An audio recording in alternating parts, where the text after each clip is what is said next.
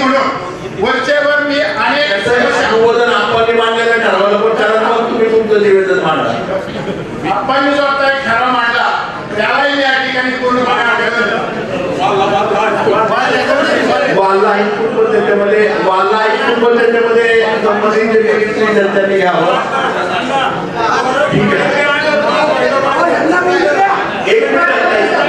एकच मिनिट. आणि मला केस होतं त्याला सुद्धा अनुमोदन आता तुम्ही देताय, बरोबर?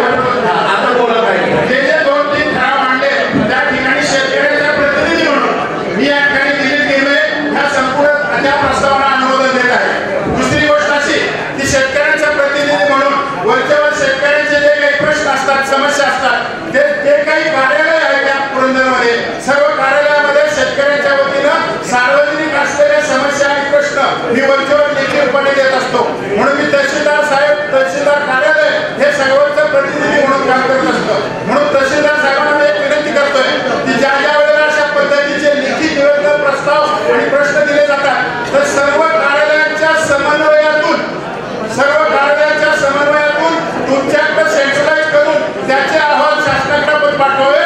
अशा परिस्थितीत 8 जुलैला मी आपल्याला पत्र दिले, त्यामध्ये सर्व प्रश्नांचा मी गोषवारा दिलेला आहे. आज जी चर्चा झाली त्यातले बहुतेक 80 ते 90% प्रश्न मी शासनाला दिलेले आहेत, प्रत्येक कार्यालयाला दिलेले आहेत. आता यामध्ये त्यांना विनंती करतो की समन्वय घ्या, तुम्ही मिटिंग घ्या आणि त्या पद्धतीचे ठराव की जे शेतकऱ्यांच्या हिताचे आणि सगळे ठराव शेतकऱ्यांच्या हिताचे वरचेवर मी मांडत असतो, लिखित देत असतो. म्हणून तहसीलदारांना पुन्हा विनंती करतो की मी जे म्हटले कोऑर्डिनेशन, समन्वयातून तुम्ही सगळ्यांची बैठक घेऊन सगळ्यांच्या विचारानं शेतकरी हिताचे अहवाल तुम्ही शासनाकडे पाठवा, म्हणजे कर्जमुक्ती होईल, वीज माफ होईल आणि दुसरे प्रश्न आहेत, असे अनेक प्रश्न दिले, त्यामध्ये ते शेतकऱ्यांच्या उपयोगी पडतील. त्याचबरोबर सगळे प्रश्न काही जवळजवळ होत आले, काही राहिले त्याच्यावर चर्चा करू. आणि मुख्य म्हणजे तालुक्याच्या ठिकाणचे बरेच काही प्रश्न त्या ठिकाणी राहिलेले ते आपण घेतले गेले पाहिजे. मी पाटगावचे सरपंच ज्योती मेवाने. सर, आमच्या ग्रामपंचायतीचा निधी 32 लाख पडू नये, पण त्याचं आहे ना व्यवस्थित असं हे होत नाही, नियोजन किंवा कामकाज होत नाही. तर आम्हाला पूर्ण वेळ ग्रामसेवक द्यावा. व्हिडिओ मॅडमकडे मी लेटर सुद्धा दिलं होतं की आम्हाला आमच्या गावचे ग्रामसेवक मिळाले म्हणून.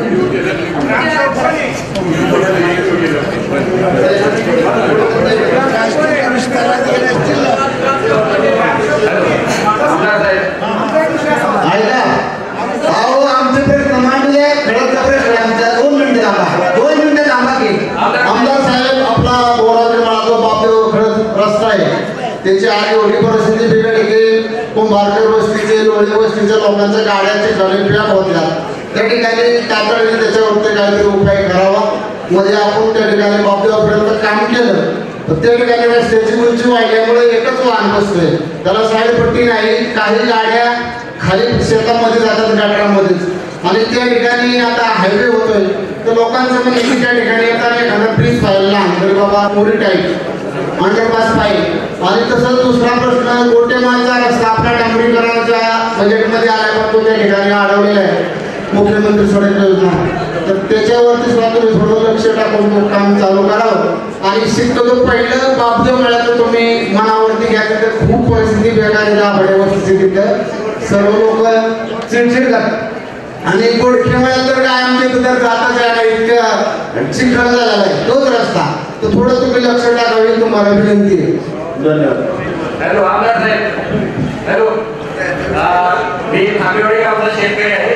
तर गटनंबर 354 क्षेत्र हे रिकॉर्डमध्ये जात आहे, तर त्यातील काही शेतकऱ्यांनी क्षेत्र विकलेले दस्त झालेलं आहे, फेरफार झालेला आहे, पण त्यांचं सातबाऱ्यावरील नाव अद्याप कमी झालेलं नाही.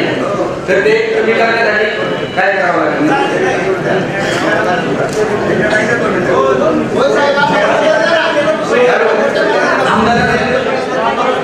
एक मिनिट जरा इथून पहिले ह्याचं उत्तर 2 मिनिटाचं त्या संदर्भात तुम्ही अर्ज करा आणि डॉक्युमेंट तहसीलमध्ये अर्ज करा. घ्यावं लागेल मला करा. मॅडमकडे ट्रेनिंग रोडचं संपादनाचा विषय आहे, दुरुस्तीचा विषय माझ्याकडे, दुरुस्तीचा विषय माझ्याकडे अर्ज करा.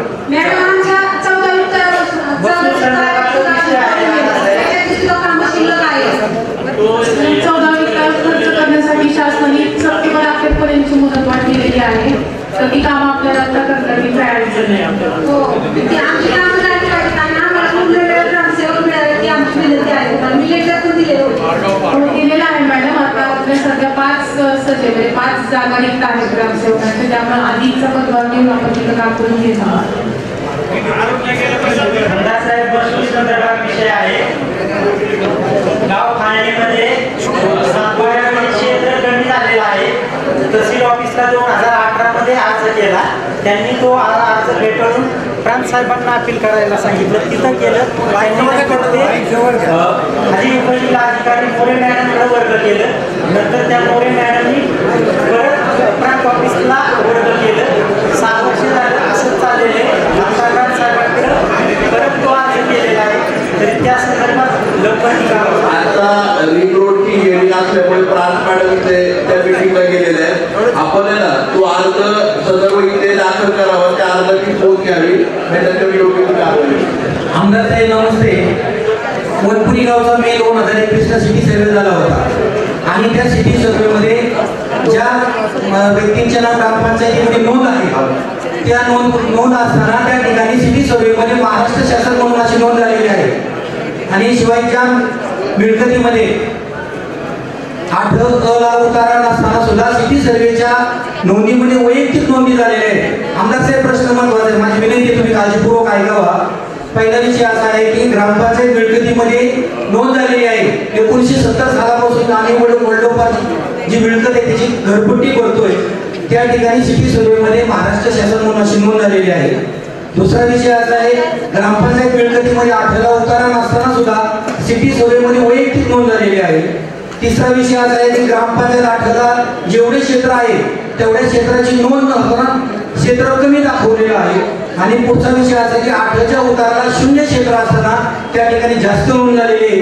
अशी वनपुरी गावाची ड्रोन मध्ये मी 2021 ला 2 सिटी सर्वे झाला होता. तो सिटी सर्वे रद्द करून वनपुरी गावातील जवळजवळ 60 ते 70% लोकांचा जो सिटी सर्वे चुकीचा झालेला आहे तो सिटी सर्वे रद्द करावा. त्या संदर्भात मी भूमी अभिलेख मध्ये गेलो होतो. त्यावेळेस ते म्हणजे तुम्ही येरवड्याला जा, एवढे 60-70 जणांना घेऊन आम्ही भूमी अभिलेख तिकडे येरवड्याला जाऊ शकत नाही. तर माझी तुम्हाला अतिशय मनापासून विनंती आहे, हा जो सिटी सर्वे झालेला आहे सिटी सर्वे रद्द करावा. आणि सिटी सर्वे नोंद करताना त्या ठिकाणी त्या काळामध्ये जे ग्रामपंचायत ग्रामसेवक होते आणि जे सर्व जी पदाधिकारी होते त्यांच्यावर योग्य ती कारवाई करण्यात यावी. या संदर्भात साहेब उत्तर पाहिजे मला. हॅलो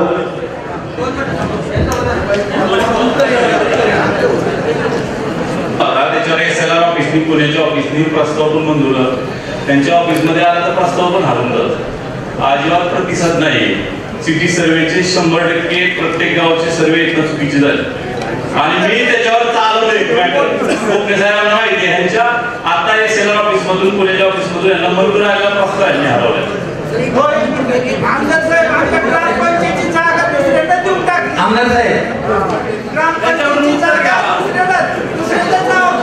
आमदार साहेब ज्यावेळेस हे म्हणले अर्ज करा ना त्या ठिकाणी तुम्ही अर्ज द्या. अर्ज दिल्यानंतर वकील द्या की पैसे प्रोसिजर करायला सांगतात. हो मोठी प्रोसिजर आहे, 2 वर्ष आता वकील साहेब बरं का डॉक्टर साहेब ऐका नाही कुठं सेम या विषयाशीच निगडीत आहे. मी 2022 ला ऑक्टोबर 2022 ला माझा अर्ज आहे.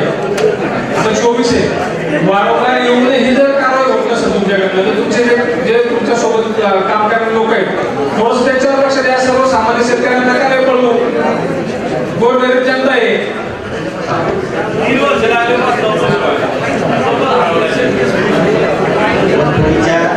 आपली चर्चा झालेली होती.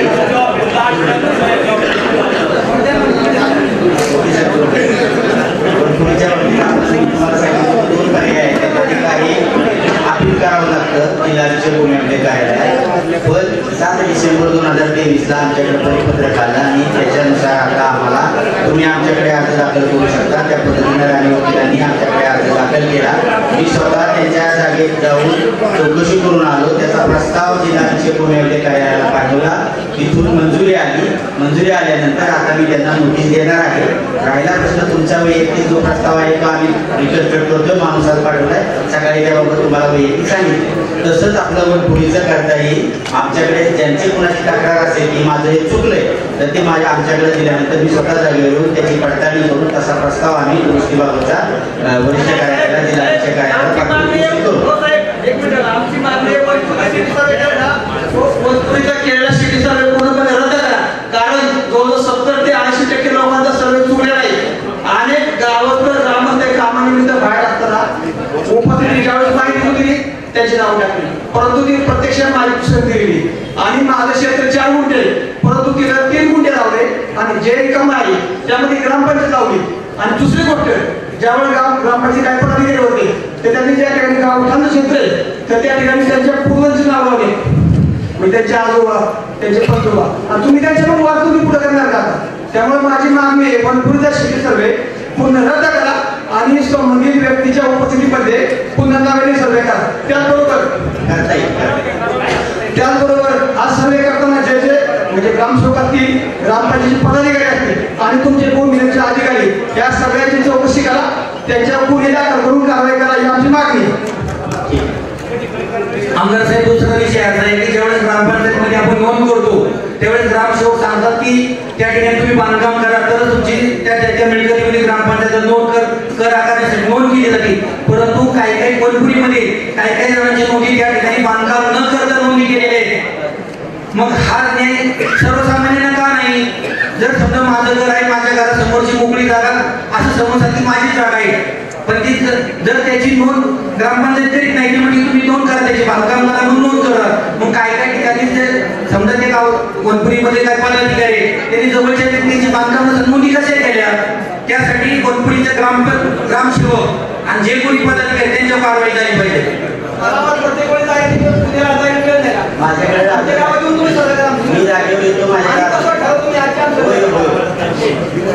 आमदार साहेब आदरणीय सुधाप्पा इंगळे यांनी जो ठराव मांडला खरं तर 2017 पासून गट शिक्षण अधिकारी सुद्धा इथं आहे 2017 पासून शाळेची आणि भरती नाही गेली 7 वर्ष झाले पवित्र पोर्टल चालू होत नाही शिक्षक भरले जात नाही त्यामुळे आपण जो ठराव मांडला तो अतिशय योग्य मांडलेला आहे या ठरावाला आम्ही सर्व शिक्षकांच्या वतीने पाठिंबा देत आहोत कारण 17 पासून शिक्षकच नाही गणित इंग्रजी विज्ञान या विषयाला शिक्षक नाही आणि मग महाराष्ट्र शासनामध्ये गुणवत्ता वाढली पाहिजे दर्जा वाढला पाहिजे आपण गट शिक्षण अधिकारी आपण दोघांनी जर आयुक्त साहेबांना जर विनंती केली तर लवकरच पर्यंत पोर्टल चालू होईल आणि शिक्षक भरती होईल या दृष्टीने आपण या ठिकाणी प्रयत्न करा आलो सर्वमध्ये माझा एमपीसीचा एक विषय होता आठवड्यामध्ये 3-4 महिन्यापूर्वी म्हणजे साधारणतः 5 महिन्यामध्ये गावामध्ये रस्त्याचं काम चालू होतं त्यामुळे रस्ता आपल्या वस्तूमधून सुरू होता एमपीसी आणि तिथे एक वैयक्तिक खासगी मालकाची ऑइल मिल आहे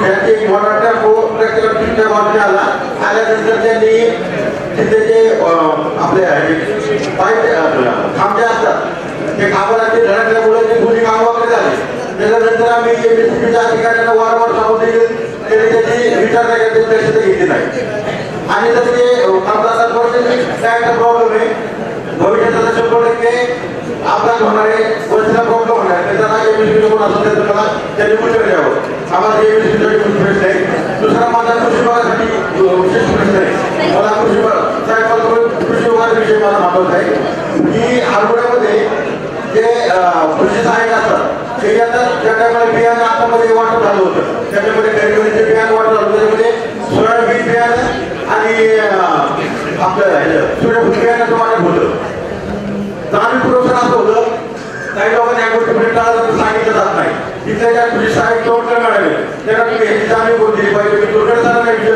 बोललो त्या तिथल्या अधिकाऱ्यांच्याशी बोललो ते मला म्हणले तुम्हाला भेटतो त्यांनी मला फक्त एवढी उत्तर दिली जाणीवपूर्वक लक्ष द्यावं आणि कामाला विषय मार्ग करायची मी विनंती करतो हॅलो सर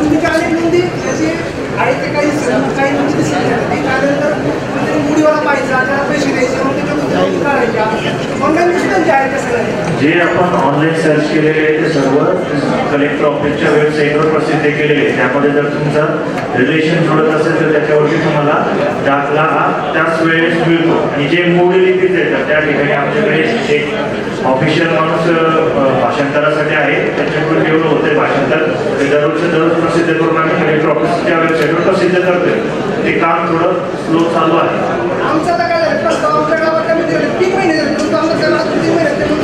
कोणतं गाव?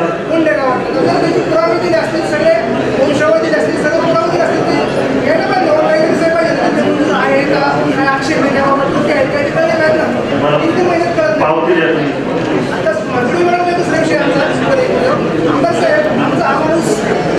या ठिकाणी चौकशी करता आमचा माणूस त्या ठिकाणी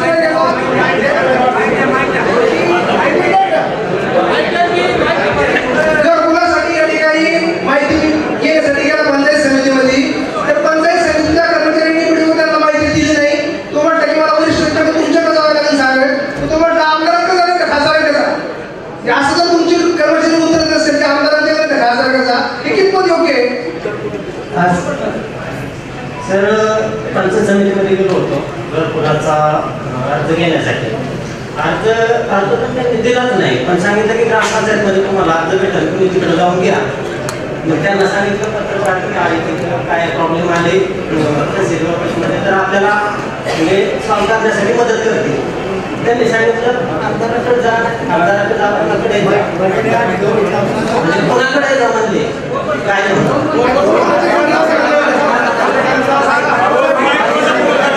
विस्तार अधिकाऱ्यांच्या समोरचं कॅबिन, विस्तार अधिकारी त्यांच्या समोरचं कॅबिन आहे, त्या कॅबिन मध्ये ते डायरेक्ट माझ्या कॅबिनच्या बाजूला का? हा शेजारीच विस्तार अधिकारी हेच कर्मचारी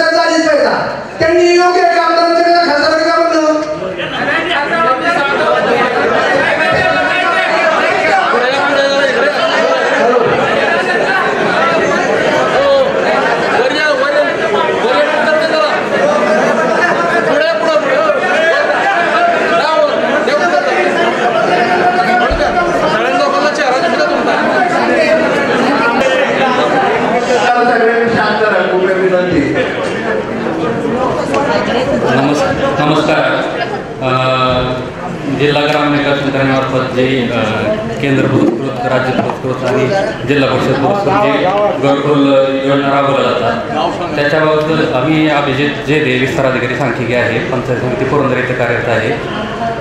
इथे आता बरेचसे सरपंच आहेत, सगळे पद्मा सिनियर पदाधिकारी आहेत, अध्यक्ष आहेत.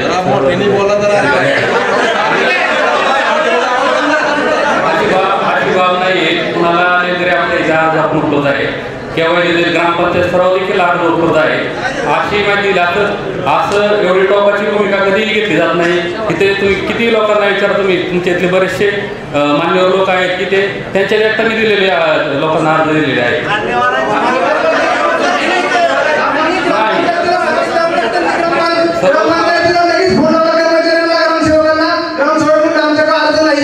त्यांनी त्यांना सांगितलं की आमचे पत्रकार तुमचं काय सोडून करतात, त्यांनी पुढचे उत्तर करणं योग्य आहे का, आमचा हा प्रश्न त्यांनी आम्हाला अर्ज नका देऊ द्या, आमचं प्रकरण नका होत्या, आमदाराकडे जा, खासदाराकडे जा, हे म्हणणं योग्य आहे या विषयावरती काहीतरी निर्णय झाला पाहिजे. आरोप चुकीचा आहे असं काही मी कधी कोणाला बोलत नाही, अशी बाबच नाहीये. ते साहेब ठीक आहे, आता इथून पुढे असं करता कामाचं नाही. कुणी होत्या सामान्य माणूस होत्या, पदाधिकारी होत्या, अधिकारी होते, परंतु त्याच्याशी बोलताना व्यवस्थितपणे बोटाला आमदार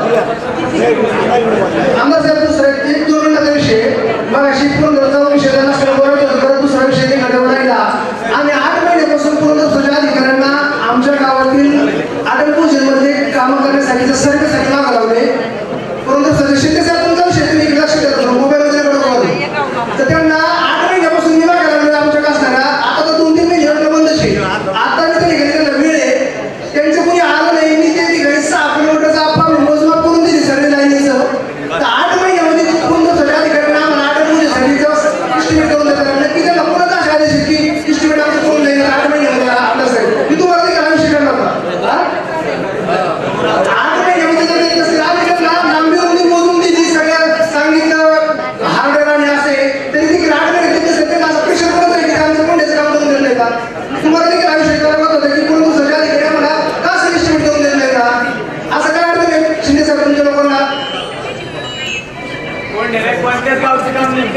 होते रिस्पॉन्स देत नाही त्या गावात जमण्याचा फोन आला ना ते सगळे टाळाटाळीच उत्तर देतात शेतकरी आज गेले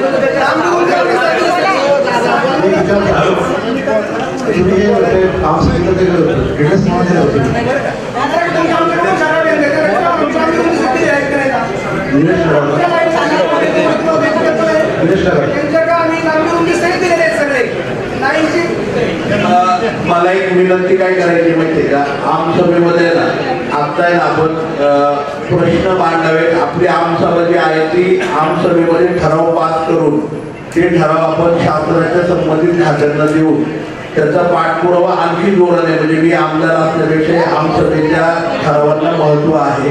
त्यामुळे आपण काय मागे झालं याच्यापेक्षा जास्त आपल्याला काय करायचं, जसं आपण मागे सांगितलं की बाबा आरोग्याच्या बाबतीत सांगितलं, रस्त्यांच्या बाबतीमध्ये सांगितलं, तसं कुलंदरोगच्या बाबतीत पण सांगा की तुम्हाला काय एक कॉमन ठराव करायचा आहे, तो आपण ठराव करूया. तशी सूचना त्यांना करूया की बाबा संबंधित खात्याने, पाटबंधारे खात्याने किंवा कुलंदरोगच्या अधिकाऱ्यांनी ह्या गोष्टी कराव्यात, किंवा कुठल्याही खात्याच्या बाबतीमध्ये. काय झालं आता 4 वाजायला आले. माझं मत आहे की बरोबर ना, आपण आपली आमसभा आहे, कंप्लेंट तुमच्या मला ग्राह्य आहे, काही वेळेस नजरचुकीने, काही वेळेस गडबडीने, काही वेळेस त्या धांदलीमध्ये बोललं जातं, एकमेकांना हे होतं. विषय आज महत्वाचा आहे की आपली आमसभा याच्यासाठी आहे की आपली कामं मार्गी लागावी, त्यामुळे आपण कामं सांगावी आणि त्या कामांचे ठराव आपण इथं मंजूर करून घेऊ. तर कृपया आपण पुरंदरच्या बाबतीत पण स्पेसिफिक सांगा की अशा प्रकारचा ठराव करावा, तशा प्रकारचा आपण ठराव करून जेणेकरून ते सर्वे पुरंदरच्या अधिकाऱ्यांच्या माध्यमातून होतील, जे तुम्ही आठवण गुंजवला देऊ शकता. माझा प्रश्न एक आहे गुंजवणी संदर्भात आमचा एकच मिनिट. तर आता आपण ना ठराव घेऊयात, बरोबर ना, आपण ठराव घेऊयात की अटल भूजलसाठी ती गावं आहेत आपल्या तालुक्यातल्या अटल भूजलमध्ये येणारी, त्या अटल भूजलचं संदर्भ ग्रामपंचायतीच्या पत्राप्रमाणे पुरंदरच्या अधिकाऱ्यांनी त्याचं प्लॅन एस्टिमेट तयार करावं आणि ते प्लॅन एस्टिमेट अटल भूजलला सबमिट करण्यासाठी कमीत कमी 15 दिवस ते 1 महिन्याच्या आतमध्ये ते ग्रामपंचायतीला सादर करावं. बरोबर मान्य ठराव सगळ्यांना. मग 1 मिनिट थांबा ना, ठराव मंजूर सगळ्यांना. आता पुढचा घ्या विनंती आपल्याला, आपण काम सांगा, आपण काम करून घ्यायला इथं आलेलो आहे, त्यामुळे मागच्या काही गोष्टी काढू नका. आता जे जे काम पेंडिंग आहे ती पेंडिंग कामं सांगा, त्याचे ठराव घेतले. धन्यवाद. आमदार साहेब पाठीमागच्या आमसभेला आम्ही ते वाला त्याला 2 खाते त्या खात्यामध्ये भेटली, त्याच्यावरती कारवाई करणार, किती क्षमता आहे त्याची माहिती आम्हाला. ते आपले जे ओव्हरलोडिंगच्या गाड्यांचा विषय होता, त्या संदर्भामध्ये आरटीओना त्याच दिवशी आपण भेटल्यानंतर लगेच पत्र दिलेलं आहे. पोलीस स्टेशन जेजुरीला सुद्धा त्या ठिकाणी पत्र देण्यात आलेलं आहे. त्यांचं पत्र तैनात करून ते ओव्हरलोडिंगची कारवाई करतील आणि मी स्वतः पण बोललेलो आहे. काय गाडीवाले चालले ओव्हरलोडची कार ते गाडीवाले देतात ना, गाडीवाले कारवाई होईल त्यांच्यावरती ओव्हरलोडिंगच्या आरटीओमध्ये. येस, माहिती मिळावी त्यांना किती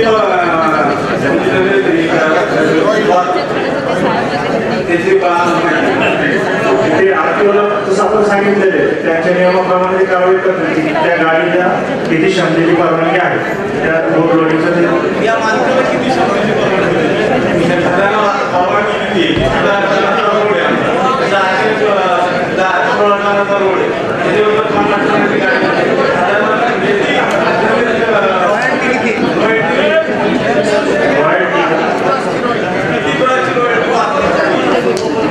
रॉयल्टीची माहिती सध्या नाही माझ्याकडे, तुम्हाला पुरवतो. त्या किती रॉयल्टी कलेक्टर ऑफिसला परवानगी दिलेली आहे. आमदार साहेब आता माझा महत्वाचा प्रश्न आहे पाहण्याचा. तुम्ही देतो तुम्हाला रॉयल्टीची माहिती. गुंतवणुकीचं हे आता झालंय सत्रवान, त्याच्यामध्ये रातपासून पर्यंत फाळेश्वरी, मनोश्वरी, गडीश्वरी, वाकरवाडी, पुढं वाल्याचं काही भाग आळ्याची वाडी, नंतर हरणी पर्यंतचे माहोल माणसाचा बराचसा मूळ क्रमामध्ये असणारा भाग वगाळायला आणि तो वगाळलेला भाग गुंजवणीमध्ये तुमच्या आमसभेच्या क्रमामध्ये समाविष्ट करून घ्यावा आणि त्यातून मूळ प्रमाण पहिल्यांदा पाणी त्यातनं द्यावं आणि नंतर बाकी उर्वरित पुरंदरला द्यावं. मूळ प्रस्तावून साध्यात समाविष्ट करण्यात यावं. हा ठराव आमसभेने मंजूर करून द्या आज आमचं म्हणणं आहे.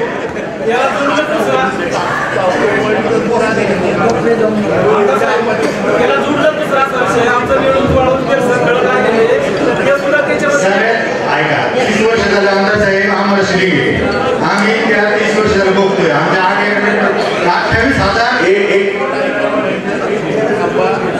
ठराव तुम्ही मांडलेला आहे आपण त्या ठरावाला अनुमोदन करतील आणि 2 मिनिटांमध्ये दोनच महत्वाचे मुद्दे 29,000 हेक्टरला आम्हाला शिलिंगे गेली 30 वर्ष झालं आम्ही त्या शेतीचं बघतोय आज 2014 2005 ला सगळ्या बहिणी आम्हाला आमच्या सातबार बसलेले आतापर्यंत 30 वर्ष आम्ही त्रास घेतलाय आम्हाला शासनाची कुठलीही योजना मिळाली नाही त्याच्यामुळे परिस्थिती अशी झाली की आमचं खातं वाटप सुद्धा नाही परिस्थिती अशी की आम्हाला मूळ अधिकार आम्हाला आहे त्याच्यामुळे मूळ प्रमाणात क्षेत्र त्याच्यानंतर ठराव असा करून की मूळ एक मिनिट ऐका महेंद्रजी त्याच्यामध्ये तुम्ही म्हणताय तसं सगळं क्षेत्र 12,500 हेक्टर क्षेत्र हे आपल्या भागातलं बसतंय खालच्या भागामध्ये ती लाईन येते उजवणीची की तोंडल पासून ते राग पर्यंत 1993च्या सर्वे प्रमाणे त्या ठिकाणी घ्यावी अशा प्रकारचा ठराव आज आपण त्या ठिकाणी आपल्या आमसभेचा करतोय बरोबर अनुमोदन आहे सगळ्यांचं क्षेत्र एक मिनिट आहे आणि ते सगळं क्षेत्र त्याच्यामध्ये घेतोय फक्त त्याच्यामध्ये जे बागायत क्षेत्र वगळलेलं आहे ज्याच्यामध्ये मांडकी येतं त्याच्यामध्ये हे येतं बागायत क्षेत्र वगळलेलं आहे आणि बागायत क्षेत्र वगळून पठारावरचं म्हणजे चोमडी पासून सुपे सासवड खळद कोळविले नावळी वाळून निळून त्यानंतर बेलसर शिवरी पिंपळे सुपा त्याचप्रमाणे नावळीपर्यंत हे नदीच्या दक्षिणेच्या बाजूच्या क्षेत्राला ती लाईन गेलेली आहे ती लाईन सुद्धा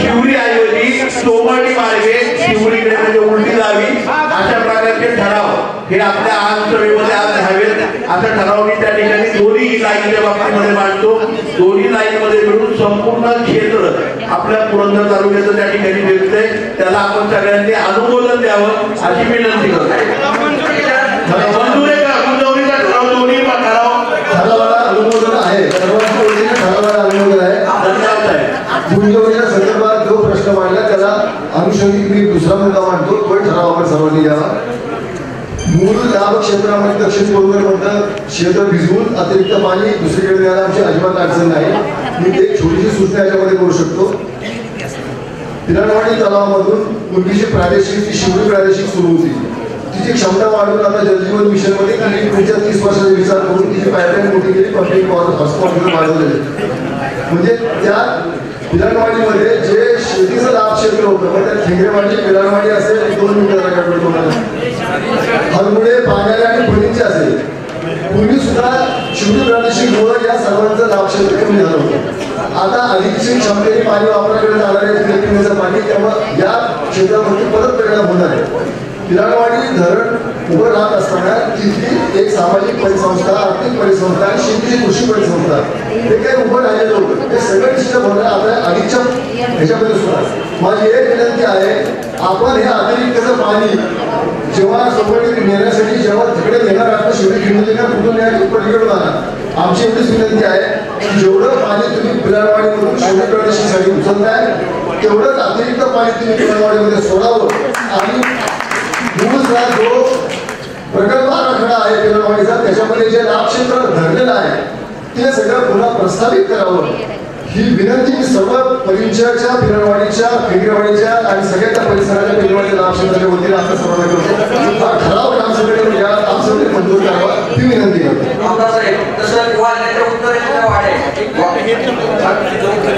या ठिकाणी गुंतवणुकीच्या अतिरिक्त पाण्याचा प्रश्न मांडला त्याविषयी मी असे काही गोष्टी नमूद करू इच्छितो की पुरंदरमध्ये विमानतळ प्रस्तावित झालेलं आहे या प्रस्तावित विमानतळामुळे रहिवास भाग वाढणार आहे आणि अशा या विमानतळाच्या मुळे वाढणारा रहिवास यासाठी पाण्याची अतिशय आवश्यकता भासणार आहे म्हणून गेली 3 वर्ष मी जलसंपदाकडे प्रयत्न करून की हे पाणी पिण्यासाठी राखीव करून द्या अशा दृष्टीने पत्रव्यवहार करून स्वतः कंपोले साहेब सोले साहेब यांच्याशी मिटिंग घेतल्या आणि त्यांनी त्या पद्धतीने त्याला मंजुरी देऊन 0.43 TMC पाणी पुरंदरला म्हणजे सासवडच्या परिसरामध्ये जो रहिवास भाग वाढेल त्यांना पिण्यासाठी राखीव करून दिलेला आहे परंतु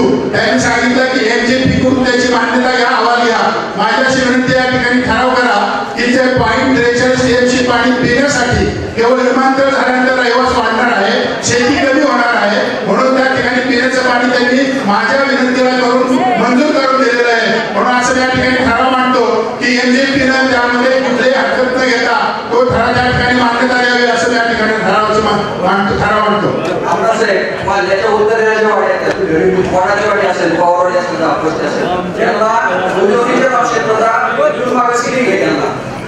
त्यांना शेतकरी वंचित राहिले तर आर्थिक पूर्ण झाले ते कायमस्वरूपी इथून जर योजना रागच्या खालच्या साईडने जर गेली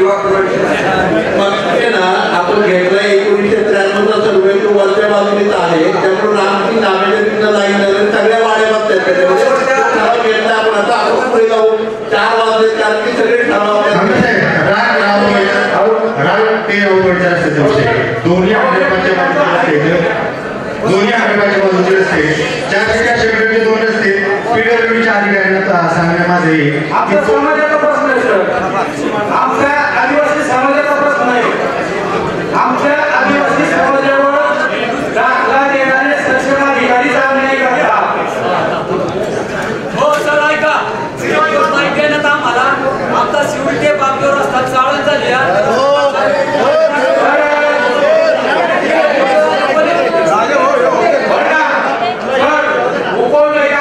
आमच्या आदिवासी लोकांवर अन्याय करतायत. याचा मुद्दा म्हणजे असा की ही प्रकरणं 23/11/2022 साली सेतू कार्यालयात सादर झालेली आहेत आणि ती मंजुरीसाठी 30/10/2023 ला मंजुरीला गेलेली आहे. जवळजवळ 8 महिने पूर्ण झाले. इतरांचे प्रस्ताव येतात त्या मंजूर नामंजूर होऊन खाली जातात, पण आमच्या आदिवासींचे प्रस्ताव 8 महिने झाले त्या जागेवर पडू नये. या संदर्भात मी उपविभागाधिकाऱ्यांना वारंवार भेटलोय, पण ते आमच्या आदिवासी समाजाकडे अजिबात लक्ष देत नाही. गणेश भाऊ एक मिनिट ऐका ना, आता तुमचा अर्जही मला मिळालेला आहे आणि खूप महत्वाचा विषय आहे की अनेक वेळा विधिमंडळात मांडलाय. आपल्या भागामधले जे महादेव कोळी समाजाचे आणि ठाकर समाजाची व्यक्ती आहेत त्यांना पुरंदर तालुक्यामध्ये त्या ठिकाणी आदिवासी म्हणजे शेड्यूल ट्राईबचं सर्टिफिकेट मिळत नाही. पूर्वी मिळायचं. आपला भाग हा आदिवासी म्हणजे भाग म्हणून त्या ठिकाणी हे केलेला, पण तो घेतला जात नाही. आजच्या आमसभेमध्ये आता प्रात मॅडम नाही तिथे, पण आपल्या आजच्या आमसभेमध्ये आपण ठराव घेऊन जाता आम्ही विधिमंडळात मांडलाय. त्या ठिकाणी आदिवासी मंत्र्यांना पण सांगितलं, परंतु आजच्या आमसभेत मला पुरंदरच्या सगळ्या जनतेला विनंती करायची आपण ठराव मांडूयात की पुरंदरच्या परिसरामध्ये असलेल्या सगळे गाव, मिसळवाडी असेल, किवेवाडी असेल, घेरा पुरंदर असेल, पानवडी असेल, त्याचप्रमाणे बहिरवाडी आहे, वेतळवाडी आहे, घेरा पुरंदरच्या सगळ्या वाड्या, या सगळ्या वाड्यांमधल्या महादेव कोळी समाज, त्याचप्रमाणे विवडी मधला ठाकर समाज, या सगळ्यांना आदिवासी शेड्यूल ट्राईबचं सर्टिफिकेट हे त्वरेने शासनाने उपलब्ध करावं. त्याचप्रमाणे तहसीलदार महोदयांनी आणि प्रांत मॅडमनी त्या बाबतीमध्ये महादेव कोळीचा जो त्याचा दाखला आहे शेड्यूलचा तो द्यावा. दात पडताळणीच्या ठिकाणी सुद्धा तो त्वरेने मंजूर करावा. हा अन्याय त्यांना त्या ठिकाणी करू नये अशा प्रकारचा ठराव आपण एकमुखाने करावा ही विनंती करतो. बरोबर. एक मिनिट. महाराष्ट्र शासनाचा महाराष्ट्र अनुसूचित जमातीचे प्रमाणपत्र देण्याचे व त्याच्या पडताळणीचे विनिमय 2003च्या 3 मधील तरतुदीनुसार कारवाई करण्यात यावी. हे 2003 ची 4 तरतूद काय म्हणते, जर अर्जदार खंडमध्ये उल्लेखलेला एक किंवा अनेक दस्तावेज सादर करण्यात असमर्थ असेल तर अर्जदार तशी कारणे आपल्या सेवकपत्रात नमूद करेल आणि सक्षम प्राधिकारी त्याच्यावर विचार करेल आणि त्यांना योग्य वाटप तो निर्णय घेतील.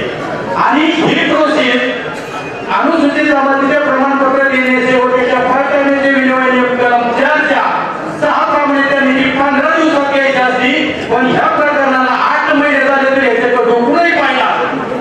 म्हणून मला हा विषय या ठिकाणी मांडावा लागला. आणि आता आपल्या समाजात अन्याय होणार किती, करणार किती, तुमची काही शंका असेल, काही लोकांचे पडण्याचे पुरावे नाही, पण आपले कसे रिस्यू करायचे हे सुद्धा शासनाने ट्रेनिंग देऊन केलेलं आहे. आणि त्या ट्रेनिंगच्या हिशोबात मी सुद्धा त्या कोपऱ्यात बसून होतो. म्हणून मला या संदर्भात सगळं माहिती आहे. तुमची शंका असेल त्या संदर्भात मला विचारा. मी त्या सगळ्या प्रश्नांचे कागदोपत्रासहित शासनाचे निर्णय, न्यायालयाचे निर्णय, पडताळणी समितीच्या निर्णयासहित त्या सगळ्यांचं उत्तर द्यायला समर्थक आहे. आणि आमच्या तुम्ही सांगितलेलं आपण ठराव घेऊयात आणि त्याप्रमाणे प्रांत मॅडमला पण देऊ आणि राज्य शासनाने पण पाठवू. बैठकीवाडी आणि वाघरोडच्या इथे ना 2 अंडरपासच्या बाजूला रस्त्याचं काम बाकी ठेवलेलं आहे. तर मागाशी मी ड्रायव्हर मॅडमला तो विषय सांगितला आहे की बाबा 400 मीटरचे 2 रस्ते 400 मीटरचे रस्ते बाकी रस्ते तुम्ही त्याच्यामध्ये करून घ्यायचे. अंडरपास बैठकीच्या वरच्या इथला त्याच्या बाजूला 400 मीटरचा रस्ता आहे आणि तिथून पॉवरवाडीला जाणारा रस्ता आमचा साहेब तो रेल्वेच्या हाती येत असल्यामुळे तो डिअरेंजमेंट करावा लागेल. आणि नॅशनल हायवेचे लोक आता आलेले आहेत त्यांनी जो उमरत रेल्वे स्टेशनचा अंडरपास गायब केला आहे त्या ठिकाणी तो पूर्व आहे त्या एस्टिमेट टेंडर तो रस्ता करण्यात यावा ही आमची फार कळकळीची विनंती आहे. जसं गडकरी साहेबांकडे पत्र आपण सांगितलं त्याच्यात तो रेल्वे स्टेशनचा विषय फार महत्वाचा आहे. तिथं 14 जवळपास 2 वर्षाचं असं काम चाललंय तसं त्याच्यामुळे आमच्या जागावानाचा आलेला या तो सगळ्यात महत्वाचा आहे. आता त्यांनी जो सांगितलं तो विषय तुम्ही याच्या अगोदर आदरणीय आप्पांनी मांडला होता शिवडीच्या शाळेचा विषय. त्याप्रमाणे मला वाटतंय गोवानी मांडला होता सरपंचांनी खरंच्या तो म्हणजे बोरवके मळ्याच्या तिथला ह्याच्याकडे जाणारा रस्ता आणि नॅशनल हायवेचे अनेक विषय आहेत त्याच्या संदर्भामध्ये संबंधित बरोबर ना. आज आम्ही ठराव घेतलेले त्या ठरावाप्रमाणे तुम्ही कारवाई करावी. कॉन्ट्रॅक्टरला तशा प्रकारच्या सूचना द्याव्यात. तुम्हाला तसं रिक्सर पत्र आमसभेच्या माध्यमातून तुम्हाला ठराव मिळेल आणि त्याची नॅशनल हायवेची एक वेगळी मीटिंग नॅशनल हायवेच्या भागामध्ये येणाऱ्या सगळ्या गावांची तिथल्या गावचे लोकप्रतिनिधी म्हणजे ग्रामपंचायत सदस्य सरपंच आणि ग्रामस्थांच्या बरोबर एक वेळ तुम्हाला द्यावी. त्या दिवशी कंपल्सरी तुम्ही उपस्थित राहावं आणि त्या ठिकाणी त्याबाबतचे निर्णय त्वरेने घेऊन त्याबाबत तुम्ही संस्थेला म्हणजे शिवडीची संस्था त्याला सुद्धा कळवावं. संबंधित ग्रामपंचायतीतून त्या ठिकाणी त्वरित कळवावं. ठीक आहे आमदार साहेब आता जो ठराव मांडला ना मी प्रमोद पडे ग्रामपंचायत उपसरपंच कोडी याला अनुवादन देत आहे. आणि आता पुढील एक विषय असा राष्ट्रीय ग्रामीण योजनेअंतर्गत कोडी बुद्रुकमध्ये एक आरोग्य केंद्र मंजूर झालेले आणि त्याची जागा आम्ही ग्रामसेवेच्या ठरावानी मासिक सेवेच्या ठरावानी परत ग्रामपंचायतीचा उतारा ग्रामपंचायतीचं पत्र आम्ही काळे सरांना दिलेले. त्याच्यानंतर काळे सरांनी आम्हाला एक मागणी केली की बाबा सिटी सर्वेचा त्या ठिकाणी उतारा आणि नकाशा आवश्यक आहे. तर त्यावेळी आम्ही 2022ला त्यांना भूमी अभिलेखला एक पत्र दिलं. ते पत्र दिल्यानंतर त्यांनी आम्हाला कुठल्याही प्रकारचं उत्तर दिलं नाही. परत दुसऱ्यांदा 23ला पत्र दिलं पहिलं पत्र आणलं तर ठीक आहे बाबा 2023ला ऑक्टोबर महिन्यामध्ये पत्र दिलेले त्याच्यामध्ये ते सिटी सर्वेचा उतारा देत नाही नकाशा बनवत नाही. आम्हाला त्यांनी सांगितलं काही तोंडी दिलं होतं मी लिहून घेतो त्यावेळी की त्यांनी सांगितलं की बाबा जागेच्या आता ठिकाणी आरोग्य केंद्र बसलं आहे त्या ठिकाणचे सिटी सर्वेचे नंबर वगैरे टाकून आम्हाला ते सगळे अर्ज वगैरे द्या. अर्ज दिले अजूनपर्यंत कुठलीच कारवाई केली नाही आणि पत्र दिल्यानंतर जवळजवळ 7 महिने झाले. 7 महिन्यानंतर पण आम्हाला त्या ठिकाणी सिटी सर्वेचा नंबर लावून मिळणार आहे का नाही ती खोमणे साहेबांनी या ठिकाणी येऊन सांगितलं. एक मिनिट खोमणे साहेब उत्तर दिलं ना कोणी आले खोमणे साहेब सॉरी विकास गोपने आहे. कोणीचा विषय आहे ती जागा ओपन आहे. आपल्याला मी सांगितलं होतं त्याच्यावर अपील करावं लागेल जिल्हा पुणे या कार्यालयाकडून त्याच्यावर कोणतीही कारवाई आम्हाला करता येणार नाही. आपल्याला ती जागा ओपन आहे त्याला कोणताही नंबर पडलेला नाही त्यासाठी अपील करावं लागेल. ऐका ना तुम्ही उत्तर काय दिलं होतं माहिती का की तुमच्या कांबळे साहेबांनी मला लिखित सिटी सर्वेचे नंबर टाकून दिले होते. त्याच्यानंतर आम्ही त्या ठिकाणी नोंदणी करतो भूमी अभिलेख कार्यालय सारखो आणि मग नंतर तुम्हाला तुमचा रिपोर्ट मध्ये भूमी अभिलेख कार्यालयाला पाठवतो पुण्याला. मला पत्र दिलेलं तुम्हाला त्याची प्रॉब्लेम आहे. आता मी तिथे आवडता पण टाकले आणि या ठिकाणी आमच्या कुडी बुद्रुक आणि कुडी खुर्द दोन्ही गावाचं आरोग्य केंद्र बसलंय. त्या ठिकाणी अशी बेकार परिस्थिती आहे. पाहून जर आला तर त्या ठिकाणच्या आरोग्य कर्मचारी आहेत ना डिश आणि सुटलेली पाणी काढतात.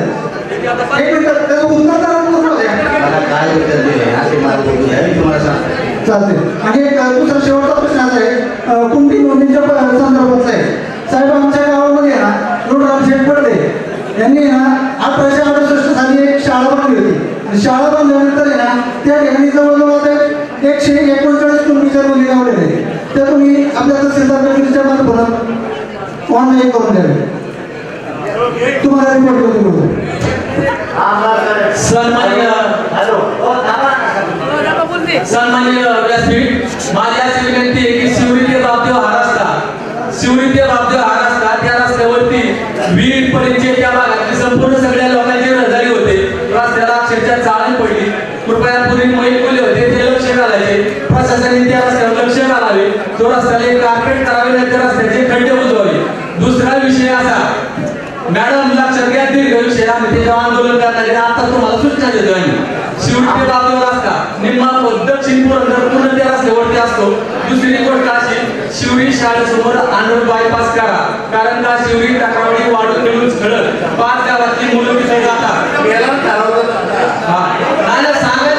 आता अधिकाऱ्यांना ऐकायला बाबा काय करतो, त्याला असं वाटतं की जनता येडी आहे. एक मिनिट जरा मी राजेंद्र दत्तात्रय वारवके, माजी नगरसेवक, सासवड नगरपालिका. आमच्या माळ्यातून 2013 साली आम्हाला नोटीस आली, 185 सर्वे नंबरमधून रस्ता जात आहे. काही न जाता प्रत्येकाचं फायली 12 जुन्या झालेलं आहे, सगळं झालेलं आहे. आम्हाला वाटलं त्याप्रमाणे आम्हाला नोटिसा येतील, कुणाचं किती गेलंय कुणाचं किती गेलंय ती कळलं. परंतु तसं न करता बरेचसे त्याच्यामध्ये चुका करून वेगवेगळे नकाशे तयार करून, नंतर नावाचा इंजिनियर होता कोणतरी, त्यांनी वेगवेगळे सगळे हे करून तुमचं जातच नाही असं म्हणलं. आम्ही नकाशात जर पाहिलं, प्रत्यक्षात गेलं तर त्या क्षेत्रातून रस्ता केलेला आहे आणि हे म्हणतात की तुमचं जात नाही. तरी आता आम्ही मोरे साहेबांच्याकडे पुण्याला येरवड्याला अर्ज केला. आमदार साहेबांना सुद्धा मी पूर्वी याबद्दल एक टपाल दिलं होतं, परंतु आमदार साहेबांनी आम्हाला सांगितलं की आपण करून घेऊ म्हणून. त्याच्याबद्दल आम्हाला ही नाही, आता परत आम्हाला ही नोटीस दिली की आम्ही परत मोजून घेऊ म्हणून. तर त्याप्रमाणे आता त्यांनी आमचं व्यवस्थित मोजावं एवढीच आमची इच्छा आहे, बाकी काय. झाडे तोडलेली बरेच मोठाले गेलेले तिथं ती त्याची सर्व करून द्यावं मी आपण घेऊ. विजय जाधव परिचय बोलतोय. तहसीलदार आणि परींचे स्टँडवर काय होते, सिटी सर्वे झालेला असताना सुद्धा 7-12 अवतळे त्याच्यावर काढले जातात. हा त्याच्याकडे दुरुस्ती व्हावी एक नम्र विनंती. आणि दुसरं की गेली 10 वर्ष परीक्षेला पिलनवाडीचं पाणी मिळत नाही आणि राहिलेलं काम पूर्णपणे अपूर्ण आहे. कामं केलेली नाही उन्हाळ्यात, त्यावेळेला सुद्धा आम्हाला ते पाणी मिळावं केलं नाही. तिसरी गोष्ट, मीर आणि पांगार आमदार साहेब सिटी सर्वेच्या सासवडला जोडले गेले ते आणि परिंचर फक्त वाद्याला जोडले गेले ते सासवडला द्यावं आणि एमएससीबीच्या कार्यालयात सुद्धा हे परिंच जोडलं जावं ही विनंती. आणि दुष्काळात काय झाले, पाणी नाही, मीटर फिरलेले नसताना सुद्धा जामृतीने ते खाजगी कॉन्ट्रॅक्टरकडनं गेलं ते बोगस घेऊन 80,000 गेले शेतकऱ्यांना आलेली त्याची चौकशी झाली पाहिजे.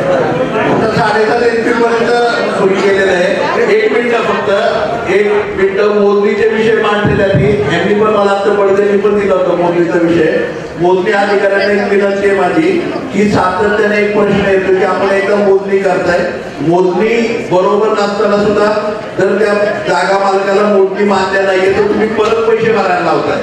तर त्याऐवजी ती मोजणी क्लोज करू नये, जोपर्यंत जागा मालकाला मान्य नाही ती रिवाईज मोजणी करून घ्यावी, पैसे परत करून भरू नये. जर शासनाचा नियम असला तरी तो आज आम्ही ठराव करतो, बरोबर ना पा होय नाना, आम सभेच्या माध्यमातून आता आपण आज ठराव करूया. तुम्ही तुमच्या मोजण्या याच्यामध्ये तो घ्यावा की जेणेकरून जोपर्यंत जागा मालकाला त्यांनी मोजणीला अर्ज केलेला आहे त्याची मान्यता आल्याशिवाय तो अर्ज त्या ठिकाणी संदर्भ क्लोज न करता तो ओपन राहावा. त्याच्यामध्ये परत म्हणजे काही वेळा 1 मिनिट जरा आम्हाला देते साहेब तुम्ही जरा. महत्वाचा विषय आहे हा. सर्वसामान्यांना काही मंडळींना 3-3 वेळा मोजणीचे पैसे भरावे लागले, त्यामुळे कुठल्याही परिस्थितीमध्ये 3-3 वेळा लोकांना पैसे भरायला लागू नये. जर ती मोजणी पूर्ण नाही झाली तर ती मोजणी पेंडिंग म्हणून ठेवावी आणि ती मोजणी परत एकदा करून घ्यावी. त्याच्यासाठी शासनाला दोषी लागू द्या, परंतु सर्वसामान्य लोकांना दोषी लागली पाहिजे नाही. लोकांना एकदा पैसे भरल्यावरती तंतोतंत मोजणी करून देणं, त्याची मान्यता असेपर्यंत किंवा त्याला सादर करणं, परत एकाच भागासाठी मोजणीला पैसे घेऊन येत अशा प्रकारचा ठराव आपण सगळ्यांनी करावा. तो आपण आपल्या मुख्य अधिकारी जिल्ह्याच्या अधीक्षकांनाही द्यावा आणि वरती द्यावा आणि आपणही आपल्या आमसभेच्या माध्यमातून हा महाराष्ट्र शासनाकडे पाठवावा. तर मंजूर आहे ठराव सगळ्यांना, त्याला अनुमोदन घ्या पडते आणि सॉरी ठराव घ्या आणि अनुमोदन कोण करते? ठरावाला अनुमोदन आहे, सर्वांचंच अनुमोदन आहे. 2 मिनिटं जरा तुम्ही आमदार साहेबांनी रोड शेत मोजणी संदर्भात 2 वेळा 3 वेळा 4 वेळा जे मोजणीसाठी पैसे भरावे लागतात व अधिकारी प्रत्यक्ष जागेवर येऊन माळरान शेतीला बागायती शेती आहे असा शेरा पाडून ती मोजणी कायम होऊ शकत नाही असा शेरा पाडून चुकीच्या पद्धतीने प्रकरण क्लोज करतायत. शेतकऱ्यांना नाव त्रास देतात. आम्ही 2012 साली मोजणी केली होती कोकरे मॅडममध्ये, त्यांनी पण ते सांगितलं. आता यावेळेस ओंकारनाथ मोडकवाड हे भूकंपावर होते, त्यांनी सुद्धा बागायती शेती आयोग हद्द कायम करता येत नाही असा शेअर मारून प्रकरण क्लोज केली. चुकीच्या पद्धतीने शेतकऱ्यांवर अन्याय केला जातोय. त्या अन्यायाला आमदार साहेबांनी आता जो प्रस्ताव मांडलाय त्या प्रस्तावाला माझे कुटुंबियांचे माझ्या समस्त दिवे आणि सोडवतर्फे अनुमोदन पडले मारुती निगमला. साहेब आता मला ठराव मांडायचा आहे, परवानगी आहे?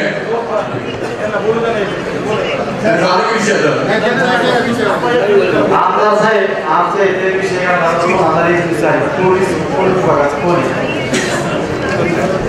तर विषय असा झाला आमदार साहेब 2021 साली आमच्या इथं वाद झाला होता. तर त्या वादात तुमच्या एका कर्मचाऱ्यांनी 10 कुटुंब दुरुस्त केले. त्याची त्याला वारंवार पुणे जिल्हा न्यायालयात त्याच्यासाठी त्याला चौकशीसाठी बोलावण्यात आलं, परंतु हा विषय जो काय कर्मचारी आणि जो गिऱ्हाईक आहे तो काय उपस्थित राहत नाही जिल्हा न्यायालयात. फक्त 10 कुटुंबावरती 10 कुटुंबाच्या माणसांवरती इतका मोठा अन्याय केलाय. तर त्या मुलांच्या नोकरीचा प्रश्न उद्भवलाय किंवा अधिकारी काय 10 कुटुंबाची आणि माझ्या स्वतःच्या एक सोन्याच्या पेटच्या किमतीच्या पेटला 75,000 रुपये किंमत त्याची. त्यांनी मला आज काय दिले नाही, माझा मोबाईल दिलाय, मला 12 दिवस आतमध्ये बसवलेले. मी मुख्यमंत्र्यापर्यंत गेलेलो पण मला काय कुठं न्याय मिळालेला नाही आणि 10 कुटुंब पहिली झाली आणि जो तक्रार झाली तो बारामती आणि पुरंदर तालुक्यात वाटेल त्याची तक्रार फोनवरून तक्रार घेतली जाते आणि सर्वसामान्यांची आणि बांधकडे घेतली जात नाही. मी स्वतः 10 पुढे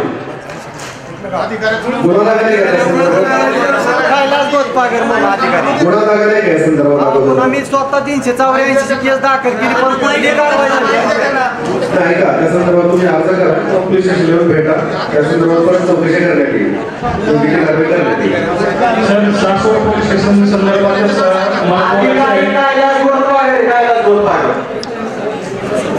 सासवड पोलीस स्टेशन संदर्भात मला चर्चा करायची आहे. एक 8 दिवसापूर्वी सासवडमध्ये गोळीबार झाला होता. त्या गोळीबार होत असताना माझे कर्मचारी दुकानामध्ये जेवण करत होते काउंटरच्या आतमध्ये. आवाज झाला पण कशाचा झाला ते समजलं नाही. त्याचं कारण हे आहे सर की जी बुलेटवर फिरणारी टवळ पोरं आहेत ना, आजही त्याच्यावरती कुठल्याही प्रकारचा बंदोबस्त केला जात नाही, कुठलीही कारवाई केली जात नाही. 2 दिवस त्याला बोलवलं जातं, सोडून दिलं जातं फाईट मारून. परंतु जर मला हा किस्सा आहे म्हणजे माझ्या दुकानाच्या साईडचा किस्सा आहे गोळीबार झालेला. माझ्या कर्मचाऱ्यांनी मला साईडला 15 मिनिटांनंतर कळालं का तर फटाक्याचा आवाज आला समोर आम्ही सोडून दिला विषय. तर माझी विनंती असेल पोलीस प्रशासनाला, पहिलं तुमचं कौतुक आणि अभिनंदन, तुम्ही 24 तासामध्ये त्या आरोपींना अटक केलं त्याबद्दल तुमचं अभिनंदन. पण सर भविष्यामध्ये अशा गोष्टी जर नकळत घडत असतील का तर फक्त फटाक्याचा आवाज आला कशाला लक्ष करायचं द्यायचंय असं न होता सर पुरंदर हायस्कूल असेल किंवा वगैरे कॉलेज हायस्कूल आहे, इकडच्या शाळा आहेत. शाळा सुटल्याच्या नंतर हा अतिशय गांभीर्याने गेला पाहिजे विषय, की हा विषय आहे ना, शाळा सुटली कॉलेज सुटलं की ते फटाके वाजून फिरत असतात बुलेटवाले. त्या बुलेट जप्त करू किंवा जे काय करायचं ते त्यांच्या पालकांना बोलून घ्या, जे कोण पालक आहेत संबंधित बुलेटवाले, गाड्या घेऊ नका जोपर्यंत पालक येत नाही तोपर्यंत. आणि हे थांबलं पाहिजे. तर सर्वसामान्य मुलं जे खेडेगावातून कॉलेजसाठी येतात, शाळेसाठी येतात, जर शेतीच्या वातावरणाखाली येते सगळी, याच्यावरती कारवाई करावी एवढीच माझी विनंती आहे. धन्यवाद. बरोबर, आपण जो प्रश्न उपस्थित केला आहे या संदर्भात पूर्वीच आपण पोलीस स्टेशन येथे आर्म्स ऍक्ट अंतर्गत गुन्हा दाखल केलेला आहे. तसेच त्या मुलांविरुद्ध रायटिंगचं सेक्शन गुन्हा दाखल करून त्यातील सर्व मुलं अटक करण्यात आलेली आहे. त्यातील काही जुवेनाईल होती त्यांना आपण बाल मंडळाकडे 7 हजर केलेला आहे. आणि आपण म्हणताय त्याप्रमाणे सर्व कॉलेज सुटल्यानंतर पोलीस आपली वाहतूक शाखा आहे त्याच्यामार्फत दररोज कारवाई केली जाते. दररोज साधारणपणे 5-6 मुलांना आम्ही ताब्यात घेतो, पोलीस स्टेशनच्या पालकांना बोलवतो, त्याच्यात 5,000 रुपये दंड आकारला जातो. त्यानंतर त्याची गाडी ही पालकांच्या ताब्यात दिली जाते. भविष्यात पण अशीच कारवाई चालू ठेवली. अजून एक विनंती माझी, की जे शाळा कॉलेज आहेत किंवा एस टी स्टँडचा परिसर आहे तिथं सीसीटीव्हीचं प्रयोजन करण्यात ही कळकळीची विनंती आहे. का की जेणेकरून जे गुन्हे करतायत खरंच तो गुन्हेगार आहे तो शोधायला तुम्हाला मदत होईल आणि सर्वसामान्यांच्या मनाची भीती कमी होईल. ठीक आहे साहेब, आपल्या सासवड पोलीस स्टेशनला हा प्रश्न आहे. आमदार साहेब महोदय, मी आज 3 महिने झाले टँकर चोरीला गेला आणि त्याच अनुषंगाने मी आमदार साहेबांनी आपले सगळ्यात महत्त्वाचं म्हणजे जे आपण 7,000 रुपये दंड मागतात किंवा गाडी जप्त कोर्टाकडनं सोडवली जाते, या अनुषंगाने आपल्याकडं पेट्रोलियम करणारी एकच गाडी आहे. त्याच्यात आपल्या शाळा कॉलेज जे आहेत ते 6 ते 7 आहे. जो मुद्दा यांनी उपस्थित केला त्या उपस्थिती मुद्द्यानुसार आज पुरंदर हायस्कूल असो, वाघिरे कॉलेज असो, वाघिरे हायस्कूल असो किंवा इतर शाळा असो, या संदर्भात आपले कर्मचारी जे पोलीस डिपार्टमेंटचे आहेत हा एक भाग तोकडे आहेत. आमदार साहेब, सगळ्यात महत्त्वाचं म्हणजे आपण एक विषय घ्यावा की आपल्याला सासवड हे शहर झालेलं आहे. या संदर्भात बरेचसे विविध प्रकारचे गुन्हेगारी वाढत चाललेली आहे. त्या संदर्भात आपल्याला पोलीस डिपार्टमेंटचा स्टाफ हवा आहे. त्यावेळेस हे सगळे जे प्रकार होतात तिथं कुठंतरी थांबल्या जाईल. आज बरेचसे वर्ष असे पाहण्यात येतात जो बसणं खालचा पोलीस स्टेशन होतं नदीच्या पलीकडे ते वर आलं सासवड आपल्या एसटी स्टँड मध्ये, जुन्या एसटी स्टँड मध्ये, तेव्हापासून जेवढा स्टाफ आहे तेवढाच आहे आणि तो पूर्ण शहराला पुरवणी होत नाही. आज आपण गल्ली बोळातनं बघितलं तर प्रत्येक आपले धंदे व्यवस्थित वेगवेगळ्या प्रकारचे 2 नंबरचे म्हणतात त्याला ते चालू आहे. त्या अनुषंगाने शाळा आणि कॉलेज सगळ्यात महत्वाचा विषय आहे जे की विविध लोकांना मान्यता जरा एकच मिनिट पत्रकार तुम्हीच वाटता पेपर मध्ये, तुम्हीच सांगता सगळं, जरा विश्लेषण असो प्रत्येक म्हणजे पोलीस डिपार्टमेंटचा माणूस वेगळा येतो दर 6 महिने 8 महिने त्या संदर्भात. तर हे जी लहान मुलं आहेत ते बाल गुन्हेगार म्हणजे 18 वर्षाच्या खाली हे शाळा कॉलेजला असतात. कालच परवा 13 अशा 3 घटना एका पाठीमागे एक सासवड एसटी स्टँडच्या समोर कॉलेजच्या मुलांनी लुळून लाख रुपयांनी मारायचा प्रयत्न करतात. ह्याच्याकरता एक पेट्रोलियम गाडी कायम आहे. दुसरी गोष्ट सीसीटीव्ही मध्ये आपण गाड्या रात्रीच्या चोऱ्या करता वेळेस तो दिसतो ते सुद्धा प्रकार बरेचसे घडतात. इतर ठिकाणी आपलं कार्यक्षेत्र मोठं आहे सासवडचं. याच्यामध्ये ह्या अनुषंगाने एक ठराव असा बी करावा की आपल्या सासवडला सासवड पोलीस कर्मचारी जास्त हवेत एवढी माझी विनंती आहे.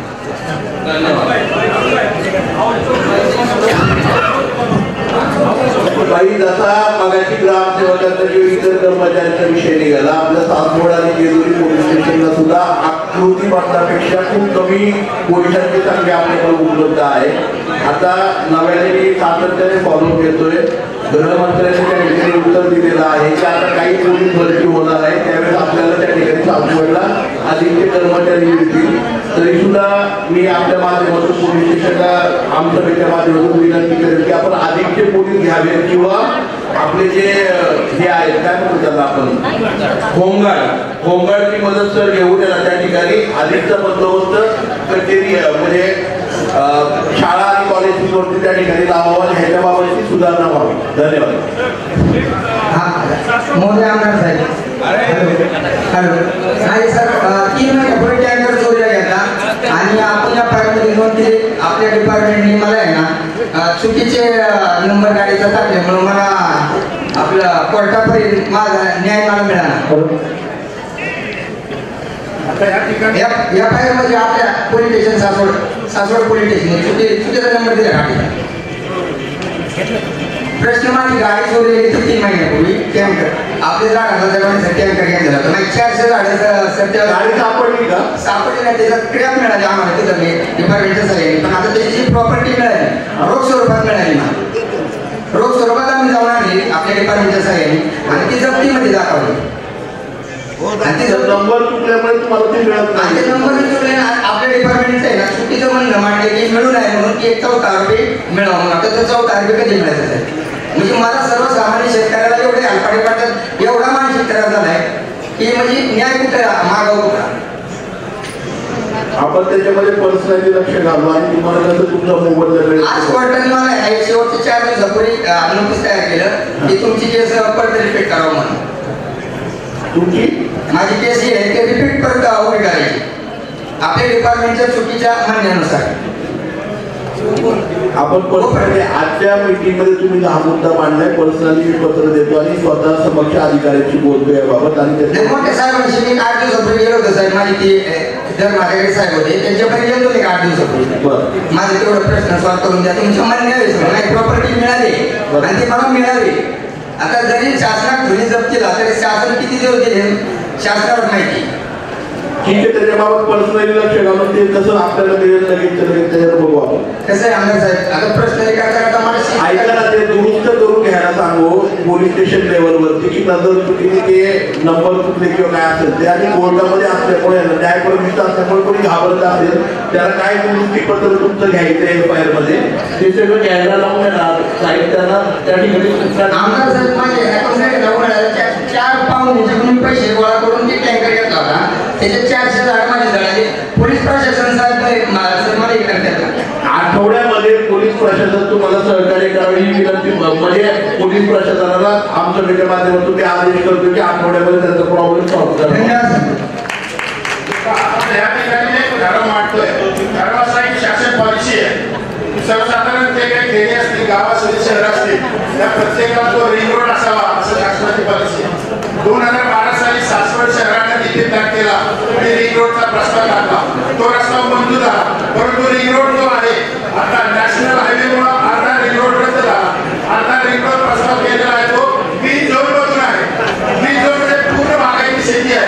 तर माझ्या या ठिकाणी असं ठराव मांडतो की हा जो रिंग रोड आहे तो शिवरेषेनं म्हणजे गावात सासवडची शिवरेषा आणि अनेक गावांची शिवरेषा आहे त्या शिवरेषेनं तो रिंग रोडचा प्रस्ताव परत दाखल करावा. कारण नगरपालिकेने 37 खाली रद्द करण्याचा प्रस्ताव शासनाकडे पाठवला.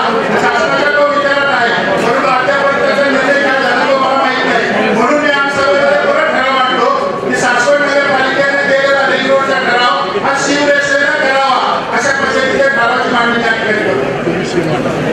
दुसरा ठराव या ठिकाणी असा आहे की कर्नाटक हायकोर्टाने एक निकाल दिलाय. कर्नाटक हायकोर्टाने जो निकाल दिलाय न्याय तत्वाला धरून तो एकाला न्याय तो दुसऱ्याला न्याय दिला गेला पाहिजे. कर्नाटक हायकोर्टाचा ठराव असा आहे की शेती पूरक व्यवसाय पोल्ट्री असेल कृषी पर्यटन असेल दुग्ध व्यवसाय असेल ते अनेक किंवा शेत शिवारामध्ये जे काही बांधकाम असतील शेतकरी स्वतः राहतो किंवा कामगारांना ते घर बांधावे लागतात किंवा शेताच्या वस्तू ठेवाव्या लागतात या ठिकाणी जे काही बांधकाम होतात त्या बांधकामावरती ग्रामपंचायतीने किंवा नगरपालिकेने कुठलीही कर आकारणी करू नये. कारण अशा परिस्थितीमध्ये अशा ठिकाणी ग्रामपंचायत किंवा नगरपालिका कुठल्याही सुविधा देत नाही. जर सुविधा देत नसतील तर त्या ठिकाणी कुठलीही कर आकारणी करू नये असं कर्नाटक हायकोर्टाचा निकाल आहे. आणि त्या कर्नाटक हायकोर्टाच्या निकालाला धरून आपल्या आमदार साहेबांनी सुद्धा गिरीश बापट यांच्याकडे सूचना दिली की असं आपल्या महाराष्ट्रामध्ये करा की जो शेतीपूरक व्यवसाय आहे त्याला कुठल्याही पद्धतीने कर आकारणी करण्यात येऊ नये. हा एक ठराव या ठिकाणी मांडतो. या ठिकाणी आमदार साहेबांनी तो आधीच मांडलेला आहे. आमदार साहेब नमस्ते. आमचा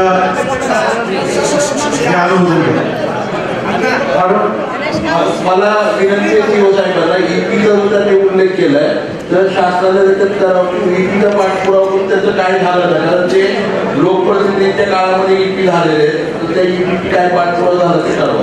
आमदार साहेब पोलीस प्रशासन एखाद्या व्यक्तीने जर एखाद्या विरोधात पोलीस स्टेशनला लेखी सादर केली आणि त्या लेखी अर्जासोबत ठोस पुरावे सादर केले तर त्या अर्जदाराची समजा त्याला काय योग्य वाटलं अयोग्य वाटलं त्या अर्जदाराची चौकशी न करता त्याचा अर्ज दप्तरी फाईल संविधानातील त्या कलमानुसार केला जातो. मला त्याचा खुलासा मिळावा. संविधान 66 पोलीस स्टेशनचा प्रश्न आहे. एखाद्या तक्रार अर्जदाराचा अर्ज ज्यावेळेस कुठलीही चौकशी न करता दप्तरी फाईल केला जातो, तो दप्तरी फाईल केलेला अर्ज संविधानातील कोणत्या कलमानुसार कलमानुसार फाईल केला जातो याचं मला उत्तर हवंय. आणि दुसरा माझा प्रश्न असा आहे की पोलीस प्रशासन हे फिर्यादीसाठी आहे की आरोपीसाठी आहे, हा एक मला आतापर्यंत मोठा प्रश्न पडलाय.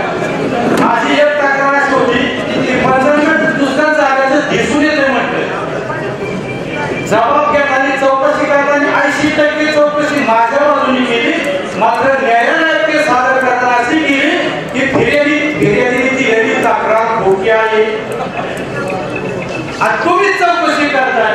तो सोमे असं म्हणतोय, तो आरोपी म्हणून तुम्ही असं केलंय. ही नेमकं पोलीस प्रशासन फिर्यादीला न्याय देण्यासाठी का आरोपीला? मला हे प्रश्नाचं उत्तर हवंय. केस नंबर 5022 रजिस्टर केस नंबर 5022.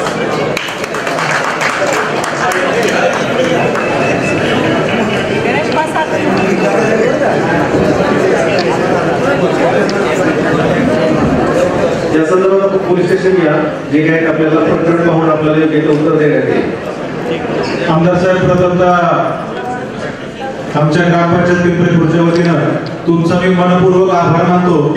तसंच व्हिडिओ मॅडम सुद्धा आभार मानतो. तसंच निरेचे उपसरपंच राजेश भाऊ काकडे असतील सुद्धा आपण यांचा आभार मानतो. का मागच्या समन्वय समितीमध्ये आमचा अत्यंत ज्वलंत विषय होता पिण्याच्या पाण्याचा, तो आमदार साहेबांनी मॅडमनी परवा दिवशी मीटिंगमध्ये तो निकाली काढला. याच्याबद्दल अत्यंत उत्साही वातावरण गावात सुद्धा आहे. त्याच अनुषंगाने आमदार साहेब तुम्ही आमच्या गावातील एक 1886 पासून जो रस्ता नकाशावरती आहे PR 205 PWD आणि सार्वजनिक बांधकाम पंचायत समिती रस्ता PR आपल्या पंचायत समितीकडे आहे, निधी आता सध्या 3054 मधून PWD टाकला. तर त्या संदर्भात आमदार साहेब रस्त्याची सुरुवात ही कशी होणार आहे? रस्त्याचं नाव आहे थोपटेवाडी ते बेंदवस्ती PR 205 रस्ता करणे. त्याची टेंडर नोटीस नंबर आहे 8/13 2024-25. तर त्या रस्त्याची सुरुवात कशी होणार आहे? कारण की तो रस्ता जर सुरू केला थोपटेवाडी गुळचे ODR 119 वरून तर तो आमदार साहेब रस्ता पिंपऱ्याच्या सगळे ग्रामपंचायत सदस्य 1111 ग्रामपंचायत सदस्यांच्या वार्डातून रस्ता जातो. प्लस तोच रस्ता पुढे जेवढ ग्रामपंचायतला मिळतो. तो साधारणतः रस्त्याची लांबी 14 किलोमीटरची, 11 ते 14 किलोमीटर जो सर्वे नंबर जातो. त्याच्यापैकी आपण निधी पूर्ण उपलब्ध होणार नाही याची आम्हाला कल्पना आहे, पण टप्प्याटप्प्याने निधी तुम्ही उपलब्ध करून दिला. साधारणतः तुम्ही आता 90 लाख रुपये 3 टप्प्यात दिले त्या रस्त्याला, जे त्याच्यापैकी जे 30 लाख रुपये थोपटेवाडीसाठी दिले, म्हणजे ज्याची लोकसंख्या आता सध्या 2000 प्लस आहे. आमच्या थोपटेवाडीमध्येच बारामती ॲग्रो सुद्धा येतं रोहित पवारांचं, प्लस दूध डेअरी सुद्धा आमच्याकडे येते. म्हणजे ज्या गावच्या भौगोलिक रस्त्याचे मेन कुठे त्या रस्त्या संदर्भात हा रस्ता कुठल्या बाजूने सुरू होणार आहे आणि तो रस्ता सध्या अस्तित्वात नाही. 2016 मध्ये अस्तित्वात होता, त्याच्यानंतर तो रस्ता बुजला गेला. तर आम्हाला तहसीलदार साहेब आणि मोजणी ऑफिस यांच्याकडून एक अशी मदत हवी की तो रस्ता तुम्ही येऊन खुला करून द्यावा. त्याच्या अतिक्रमण कोणाचं नाहीये, परंतु शेतकऱ्यांनी त्यांच्या शेतातून आता मला रस्ता दिलाय. पण आम्हालाही कळतं की एखाद्या शेतकऱ्याने जर शेताच्या मजबूत असेल तो रस्त्याच्या सर्वे नंबरच्या बांधावरून राहावा. तो जो रस्ता आहे तो रस्ता प्रामुख्याने त्याच्यासाठी जो निधी टाकलाय तो थोपटेवाडीच्या ग्रामस्थांच्यासाठी निधी टाकलेला आहे. त्यामुळे पहिल्यांदा थोपटेवाडीपर्यंत आणि थोपटेवाडीचा जो परिसर आहे त्या ग्रामस्थांना उपयोग होईल तोच रस्ता केला जाईल. त्याच्यासाठी PWD व्हिजिट करेल, साईट व्हिजिट असतात. त्याच्यामध्ये जर कुठे असं वाटलं की मिसिंग लेन दिसते किंवा रस्ता दिसत नाही किंवा प्रत्यक्ष वहिवाटीमध्ये नाहीये तर त्याच्याबाबतचं संदर्भ PWD तो रस्ता जो आहे तो मला वाटतं ग्राम आहे ना, ग्रामा 205 आहे, त्याच्यामुळे त्याची नोंद असणार आहे. त्या नोंदीप्रमाणे भूमी अभिलेखांना सांगून त्याची मोजणी करून त्याप्रमाणे त्याचं काम केलं जाईल. त्याचं टेंडर प्रोसेस झालेली आहे. PWD प्रत्यक्ष साईटवरती त्याच्याबाबत बघेल. कारण तहसीलदार साहेबांनी आदेश दिला होता सर्कल आणि खालच्या यंत्रणेला. पण साहेब तुमच्याकडे आम्ही जेव्हा आलो तुम्हाला विषयाचं गांभीर्य सांगितलं, तुम्ही लगेच संध्याकाळी वाटतं 6:30 वाजता सुद्धा त्या आदेशावरती सही केली की खालची तुमची यंत्रणा अद्यापही. मी स्वतः त्यांच्याकडे गेलो बऱ्याच वेळा मागच्या 1 महिन्यात, ते एक सुद्धा अधिकाऱ्यांनी संपर्क केला नाही. तुमच्याकडून सहकार्य खालच्या यंत्रणेने आम्हाला सहकार्य करावं. दुसरा मुद्दा त्याच रस्त्याला अटॅच की जो आमच्या विद्यमान सरपंच आहेत त्यांच्या वार्डातून तो रस्ता पुरवतो त्याला वाढीव निधी मिळावा. याच्यानंतर पिंपरे खुर्द गावाला ग्रामपंचायतीला 2 महसुली भाग आहेत, पिंपरे खुर्द आणि थोपटेवाडी वाढीव विभाजन. हा मुद्दा अत्यंत गाजलेला या ठिकाणी गौरीताई गुंजित असतील त्यांना माहिती तो मुद्दा. 2015 साली वाढीव विभाजन आम्ही ग्रामपंचायतीतून मागितलं होतं, पण ते शासनाद्वारे गेल्यानंतर तुमचा जो लोकसंख्या दाखला आहे तो दाखला मिळाला आम्हाला 876चा आणि आमचं आत्ता सध्या वोटिंग 950. लोकसंख्या आमची 2000+ आहे. ही तुमच्या आशा सेविका, अंगणवाडी आणि सगळ्या डिपार्टमेंट त्याची नोंद आहे. पण शासनाच्या ठिकाणी त्याची जनगणना चुकल्यामुळं आमचं विभाजन होऊ शकलं नाही. तर जर शासनाला असं काही प्रोव्हिजन असेल की वरच्या लेवललाच वाढीव विभाजन करण्यात यावं तर याचाही आमदार साहेब आज ठराव घेण्यात यावा. कारण की मला वाटतं एक महसुली भाग करायला असेल त्याची सेपरेट ग्रामपंचायत करायची बाकी. कारण की आता आमच्या तुम्ही ठराव मांडा आणि शेजारी आंदोलन करायला सांगा. मस्त हॅलो स्वप्नील जो ठराव मांडलाय त्याला आमसभेच्या वतीनं त्या पूर्ण अनुमोदन देतो. नमस्कार सर. सर्व पत्रकार बंधू, आपल्याला सगळ्यांना विनंती आहे की जवळपास 7 तास व्हायला आलेले. सकाळी 11ला सभा सुरू झाली, आता 4:47 झाली.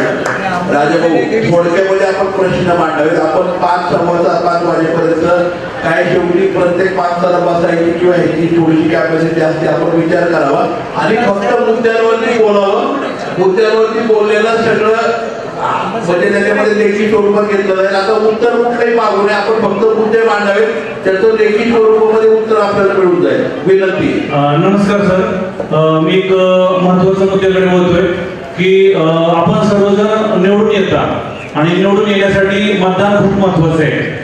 मागच्या समन्वय समितीमध्ये हा महत्वाचा मुद्दा होता की मतदान.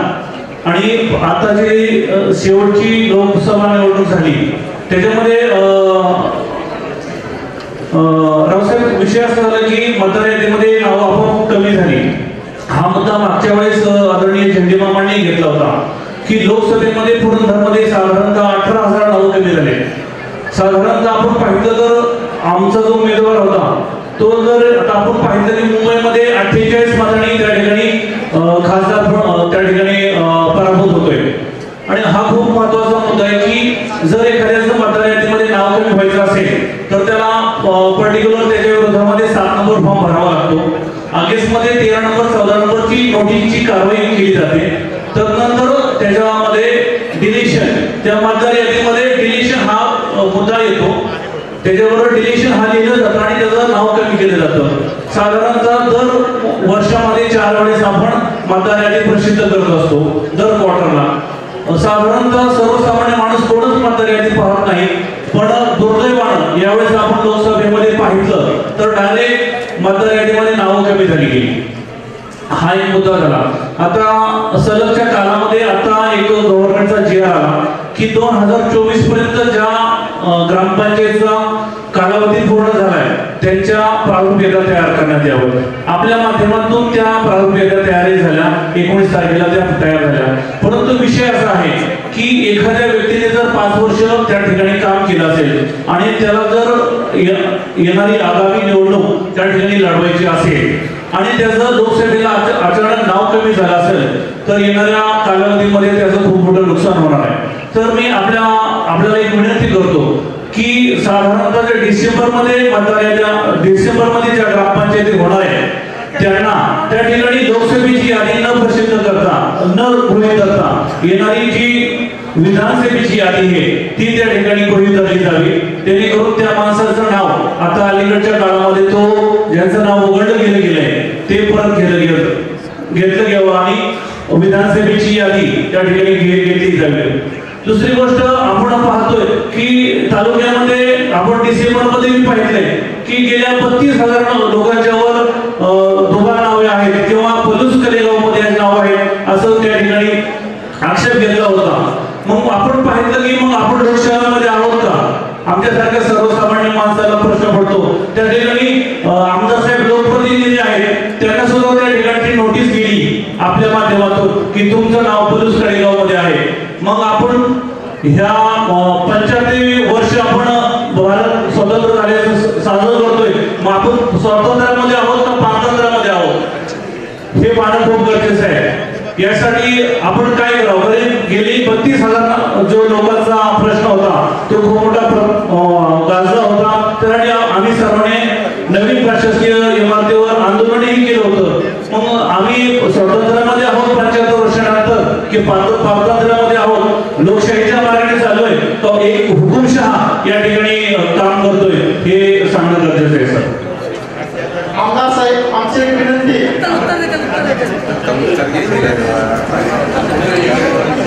त्या मतदार याच्याबद्दल जी नावं वगैरे ना जो त्यांनी विषय मांडला त्याला मी अनुमोदन देतोय. ती नावं तुम्ही त्या ठिकाणी समाविष्ट करावी. आम्ही कुणीही 6 नंबरचे फॉर्म भरणार नाही. माणसं असताना सुद्धा आपण त्याची नावं करू. तुमचे BLO आहे प्रत्येक गावामध्ये प्रत्येक बूथवर आहे. हा एक विषय याला मी अनुमोदन देतो. दुसरा विषय असा आहे 25 सप्टेंबर 2019ला अतिवृष्टी झाली. पुरंदर किल्ल्यावर ढगफुटी झाली. बिवडी गावामधनं आणि या तालुक्यामधनं 3 माणसं वाहून गेली. तुम्ही मला सांगितलं 45 जनावरं वाहून गेली. 282 घरं पडली. हे सगळं सांगितलं हे बरोबर आहे. परंतु त्या ठिकाणी आमदार साहेबांनी 30 नोव्हेंबर 2023ला आपत्ती पुनर्वसन मंत्र्याला पत्र दिलं की हे जे बंधारे फुटले हे वारंवार त्या ठिकाणी नदीचा प्रवाह बदलतोय, काही घरं वाहून गेले आणि काही बंधारे फुटले. व पुरंदर तालुक्यातले सासवडपासून त्या ठिकाणी शिमेपर्यंतचे सगळे बंधारे वाशावर झाले. गेले 2019 पासून आजपर्यंत या बंधाऱ्याला निधी मिळालेला नाही. ते पाणी सगळं वाहून जाते आणि आम्ही त्या ठिकाणी दुष्काळ पडल्या म्हणून रडतोय. त्या ठिकाणी ते बंधाऱ्याला निधी मिळावा. त्याचबरोबर आमदार साहेबांचे पत्र दिलं होतं की खडकचा त्या ठिकाणी बंधारा व्हायला, खडकच्या त्या ठिकाणी नदीचा प्रवाह बदलला, त्या ठिकाणी रोहित्र वाहून गेले, त्याचबरोबर काही स्मशानभूमी वाहून गेला. याला निधी मिळाला का नाही? बारामतीला 250 कोटी रुपये निधी योग्याचा झाला फ्लड डॅमेजचा आणि नदी सुधारला आणि पुरंदरला निधी मिळत नाही. याचे कारण काय? त्याची माझा आमदार विनंती आज तुम्ही ते ठरावामध्ये घ्यावं की या निधीचं वाटप त्या ठिकाणी समान व्हावं. पुरंदर तालुका सुद्धा पुणे जिल्ह्यामध्ये आहे. पुरंदर तालुक्याच्या जे फ्लड डॅमेज जे वाहून गेले, जे बंधारे फुटलेत करा नदीचे, ते काय असतील, काही पाझर तलाव असतील, काही छोटे मोठे बंधारे असतील किंवा जे रोहित्र वाहून गेले, काही नदीचा ड्रायव्हर नदी संरक्षण भिंत असेल, या सगळ्याला तुमच्या आपत्ती पुनर्वसन विभागातून त्या ठिकाणी निधी मिळावा आणि हे कामं व्हावेत. 5-5 वर्षे कामं पेंडिंगला आहेत, ती त्या ठिकाणी तातडीने पूर्ण करावी अशी एक प्रकारची विनंती त्या ठिकाणी आता जे जो ठराव मांडला त्याला अनुमोदन देण्यासाठी उभं आहे. 25 सप्टेंबर 1919 म्हणजे 19ला तुम्ही आमदार नव्हता. त्याच दिवशी तुमच्या आमदार पदाचं आम्ही फायनल केलं 25 सप्टेंबरला आणि त्याच दिवशी अतिवृष्टी झाली. एवढी अतिवृष्टी झाली की संपूर्ण नदीचा परिसर आहे नदीच्या जवळचा, त्याच्यावर आपण जे बांधारे केले जिल्हा परिषदेच्या माध्यमातून काही होते, काही MIDच्या माध्यमातून होते आणि हे बंधाऱ्यांचं स्वावर झाले, बाजूनी वाहून गेले त्याची दुरुस्ती त्या दिवसापासून आतापर्यंत करणं गरजेचं होतं, परंतु 5 वर्षात त्याच्यासाठी 1 रुपयाचा निधी एस्टिमेट करून दिली. आपण ती तक्रार केली. कुंभारवाडांचं काहीतरी थोडंफार काम MIDने त्या ठिकाणी केलं, वाळूंच्या एका बंधाऱ्याचं काम MIDने थोडंफार केलं, तर इतर बंधाऱ्याचं जे स्क्रॉलिंग झालंय बाजूनी ते आजपर्यंत बुजलेलं नाही. त्या ठिकाणच्या ज्या संरक्षक भिंती असतात त्या फुटून तुटून गेलेल्या आहेत. आणि अशा पद्धतीनं आज पाणी मी आता काय याच विषय घ्यायला लावला, याच देवाच्या कृपेने कारण धरणातून पाणी खाली आलंय. आता हे पाणी खाली चालले, परंतु हे पाणी आम्हाला आज अडवता येतच नाही. तुम्ही जोपर्यंत याची दुरुस्ती करत नाही तोपर्यंत हे पाणी अडवता येत नाही आणि त्याच्यामुळे शेतीच्या आजूबाजूच्या शेतकऱ्यांना सुद्धा पाणी त्या ठिकाणी उचलता येत नाही. आणि म्हणून याची दुरुस्ती झाली पाहिजे, याच्यासाठी कायमस्वरूपी आम्ही पाठपुरावा करतोय, परंतु अद्यापपर्यंत त्याच्यावर कुठली कारवाई होत नाही किंवा कार्यवाही होत नाही. निधी येतो पण तो निधी कुठं जातो आम्हालाच त्या ठिकाणी कळत नाही. आणि मग अशा पद्धतीने जर होत असेल तर ही बाब अत्यंत गंभीर आहे. याच्यावर आमदार साहेब तुम्ही आवाज उठवला पाहिजे. तुम्ही आमचे प्रतिनिधी आहात आणि मग आमच्या प्रतिनिधींनी आमच्या असणाऱ्या समस्या सोडवण्यासाठी तुम्ही सभागृहामध्ये आवाज उठवताय, परंतु याच्यासाठी आजचा ठराव करा आणि याचा आवाज सभागृहामध्ये उठवून खऱ्या अर्थानं ज्याचं नुकसान झालंय ना, आता नुकसान भरपाई आपण दिली बऱ्याचशा लोकांना. आजूबाजू वाहून घेतलं, शेतकऱ्याची शेत जमीन वाहून घेतली, त्याला नुकसान भरपाई केली, परंतु बंधारे मात्र त्या ठिकाणी दुरुस्त केले गेलेले नाही. त्या बंधाऱ्याला दुरुस्तीला पैसे द्यावेत. काही स्मशानभूमी आपल्या सगळ्या स्मशानभूमी नदीच्याकडे आहे, त्याच्या भिंती त्या ठिकाणी संरक्षक भिंती वाहून गेलेल्या आहेत. त्याचप्रमाणे खळद सारखं गाव आहे, ज्या गावामध्ये संपूर्ण पाण्याने वेढा टाकला होता. पाणी आपल्या या शाळेच्या बाजूनी पाणी त्या ठिकाणी गावात त्या ठिकाणी आलं होतं आणि अशा परिस्थितीमध्ये त्या ठिकाणी संरक्षक भिंत बांधावी याच्यासाठीच प्रस्ताव त्या ठिकाणी आपत्ती व्यवस्थापनाला कलेक्टरला त्या ठिकाणी गेले, परंतु आपल्याकडून तहसीलदार साहेब कुठल्याच प्रस्तावाची दखल घेतली गेली नाही आणि त्याच्यामुळं तो निधी आलेला सगळा निधी दुसरीकडे त्या ठिकाणी खर्च झाला आणि तो निधी तो वापरता आला नाही. तर या परिस्थिती जर आली पुढच्या काळामध्ये याच्यासाठी लागणारा निधी निश्चितपणाने आपण त्या ठिकाणी मागणी करावी, यासाठी तो ठराव मांडलाय आणि दुरुस्ती त्या ठिकाणी झाली पाहिजे. नुसती मागणी निधी केली आपला विषय संपला असं नाही, ते लोकांना काम होऊन त्याचं काहीतरी दृश्यपद्धत दिसलं पाहिजे. अशा पद्धतीचं काम संबंधित खात्याने त्या ठिकाणी केलं पाहिजे आणि मग जो ठराव मांडलाय त्या ठरावाला मी त्या ठिकाणी पाठिंबा देतो. आमदार साहेब, गुंतवणुकीचा विषय पिंगोरी आणि दौंडस ही गावं त्यावेळी सुधारित प्रशासकीय मान्यतेमध्ये आश्री सभागृहाला आपल्याला विनंती करतो. धन्यवाद. तसंच दुसरी गोष्ट आहे, कवडे आणि साकोड रस्त्याला आपण जवळ 15-16 कोटी रुपये निधी दिला, पण साकोडे अतिसर 8 किलोमीटर काम निधी मंजूर असून गेट रोड सुद्धा स्थानिक शेतकरी अवेलेबल होत नाही. तरी कृपया तो मी रस्ता राहिलेला पूर्ण होण्यासाठी मी आपल्याला विनंती करतो.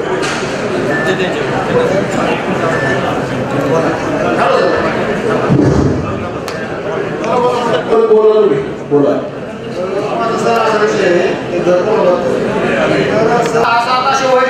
तर आता हे आत्ताची 23 आणि ते पहिले 8 कॅन्सल करते ते कॅन्सल झाले, पण आता जे हे 23 म्हणजे हे 7 वर्ष झाले, हे 23 नाव आहे असे आता हे 45 नाव पण 7 वर्ष ते काही करतो नाही.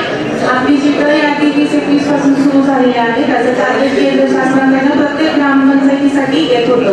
म्हणजे यापूर्वी कसं होतं की टार्गेट चालू केलं जायचं आणि तिथून ते डिस्ट्रीब्यूट केलं जायचं, परंतु केंद्र शासनाने दर यादी सुरू झाल्यापासून बंद केलेलं आहे. ज्यावेळी टार्गेट आपल्याला येईल त्यावेळी तुमचं नावाने टार्गेट मिळून जाईल. ओपन कॅटेगरीचे लोक असतील तर समजून घ्या, ओपन कॅटेगरीसाठी उद्दिष्ट झालं नाहीये आणि ही केंद्र सरकारची योजना असल्यामुळे काय होतंय, परवानगी आली, योजना आली, उद्दिष्ट आलं नाही तोपर्यंत आपल्याला करता येत नाही. जसं MSCBच्या बाबतीत माहिती साहेबांनी सांगितलं, एप्रिल पर्यंत आपल्याला ऑगस्ट पर्यंत निधी आला, पुढचा निधी नाही आला. जरी त्या डायरेक्टरने सांगितलं की 1 मार्च पर्यंत सगळे पूर्ण करून घ्या, निधी न आल्यामुळे आलंय. म्हणजे काय होतंय, केंद्र सरकार किंवा राज्य सरकारकडून सांगितलं जातंय की हे करा, परंतु त्याच्यासाठी जो निधी आहे किंवा उद्दिष्ट आहे ते न दिल्यामुळे हे झालेलं नाही. हे आपली जी यादी आहे ती तशीच इम्पॅक्ट राहणार आहे, जोपर्यंत होत नाही. आणि माझी विनंती काय म्हणून म्हटलं की आपण अर्ज दिला, असं काय झालं 7 तास झालेले, त्यामुळे आपण अर्ज द्या, प्रश्नोत्तराला आपल्याला वेळ कशी आता राज्याचा प्रयोजन झाली, पण आमच्या गावात 7 वर्ष एकही करतो नाही. म्हणजे आता संपूर्ण योजना तयार करतात.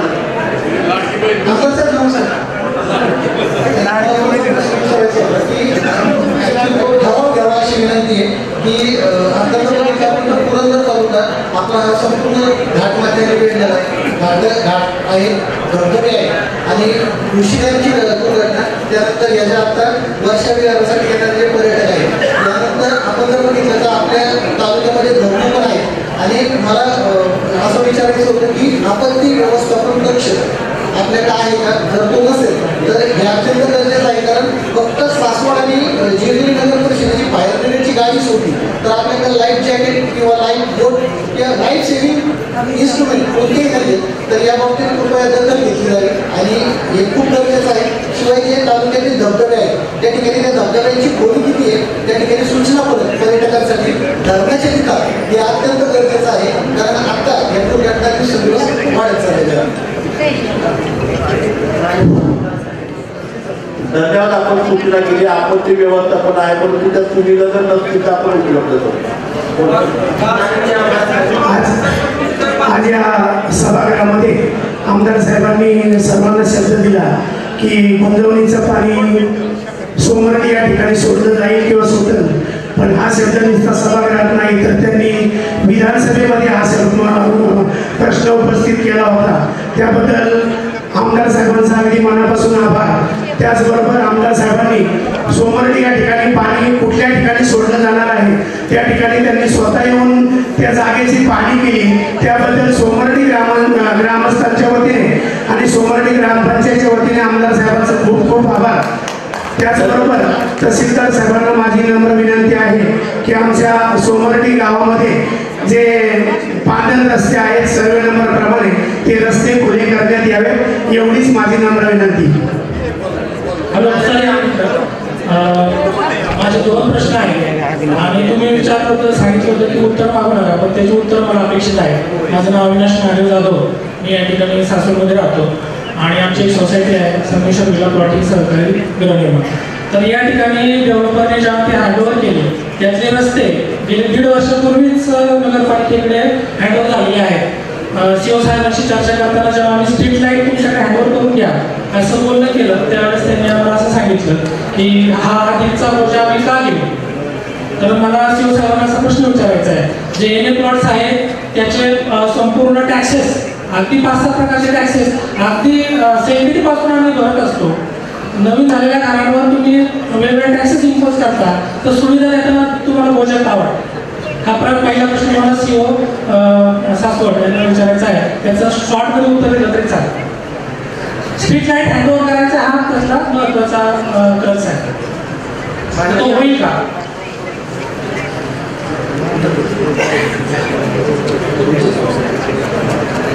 तुमचे सोसायटीचे प्रश्न मिटले असतील, आमच्या सोसायटीचे बाकीचे प्रश्न सोडून द्या, जो तुमच्या ठिकाणी आहे आणि तुम्ही करू शकता त्याच्यावर उत्तर अपेक्षित आहे. तुम्ही मला सोसायटीच्या लेटर हेडवर द्या, आम्ही ऑलरेडी दिलंय, करून घेतो आपण, काय अडचण. ठीक आहे, धन्यवाद सर. दुसरा प्रश्न की जो मोस्ट निग्लेक्टेड आणि लिस्ट इम्पॉर्टन्स ज्या प्रश्नावर दिला होता आपला साहेब, तो शिक्षणाचा आहे आणि या ठिकाणी आपले व्हिडिओ उपस्थित आहे.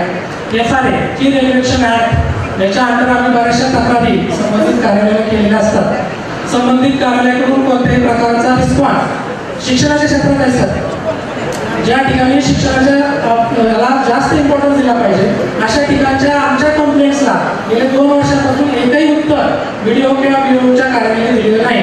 तर फी रेग्युलेशन ऍक्ट जो महाराष्ट्राने या ठिकाणी आपण एस्टॅब्लिशमेंट केलेला आहे तो आपल्या पंचायत समितीसाठी ऍप्लिकेबल आहे का?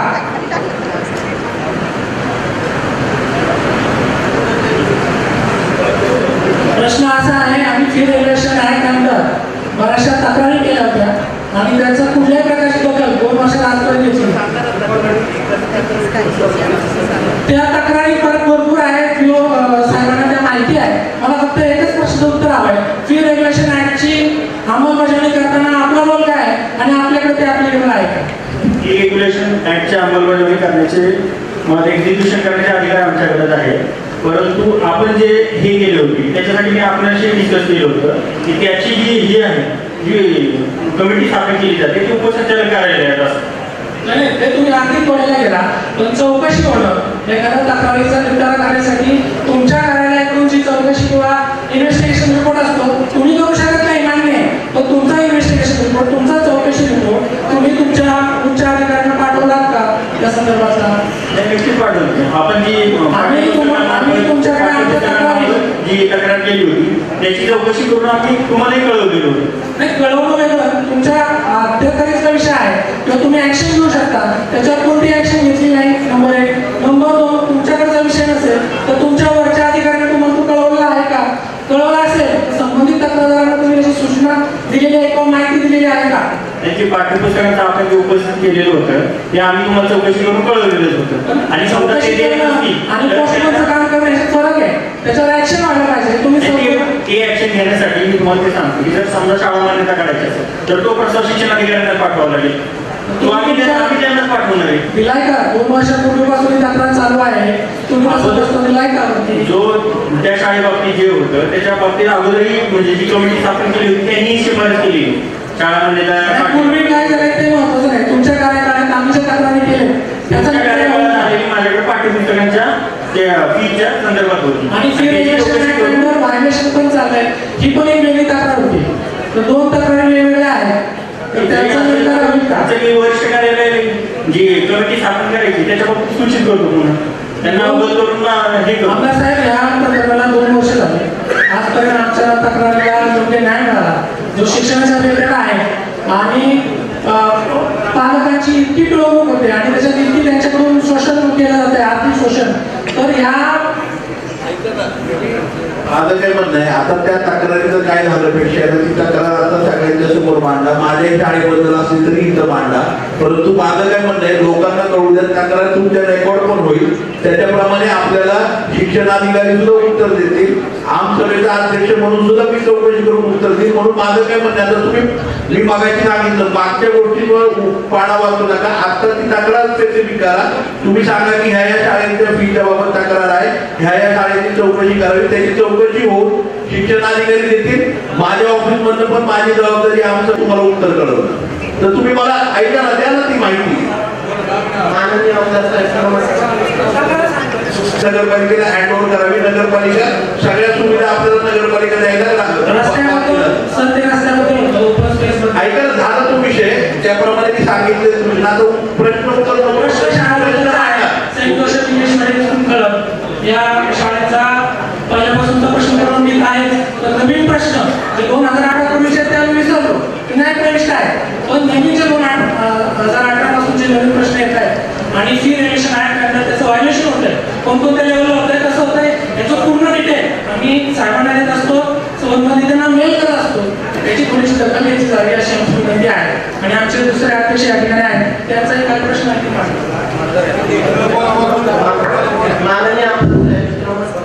आमदार साहेब गेले कित्येक दिवस आणि तहसीलदार साहेब आपल्या तांदळामध्ये प्लॅस्टिक तांदूळ येते आणि हे आरोग्याची खेळ चालू आहे. आपण लहान मुलांना सुद्धा तो हे केलं जातो. याचा कसल्या तांदळामध्ये ते स्कीमच्या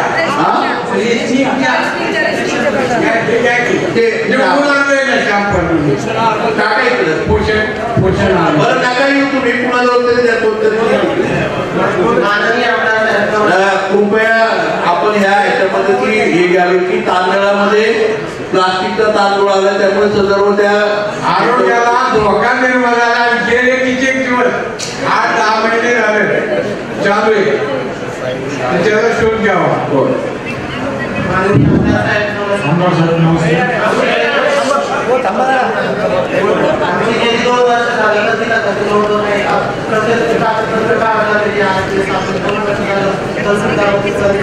कुठलं गाव?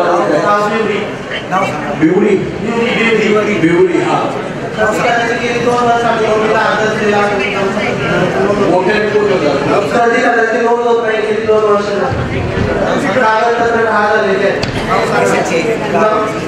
जमिनीचे हे करायचे.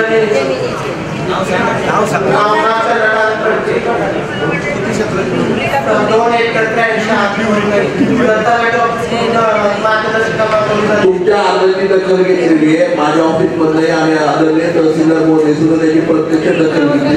आपल्याला त्याच्याबाबतच्या सूचना केल्या, आपल्याला त्याच्याबाबतची सगळी सविस्तर माहिती दिली जाईल, त्याचा पाठपुरावा केला जाईल. तुमच्या फक्त बाहेरचं विचारलं एवढं नाही की स्वरूपाचं त्याची पोच घ्या.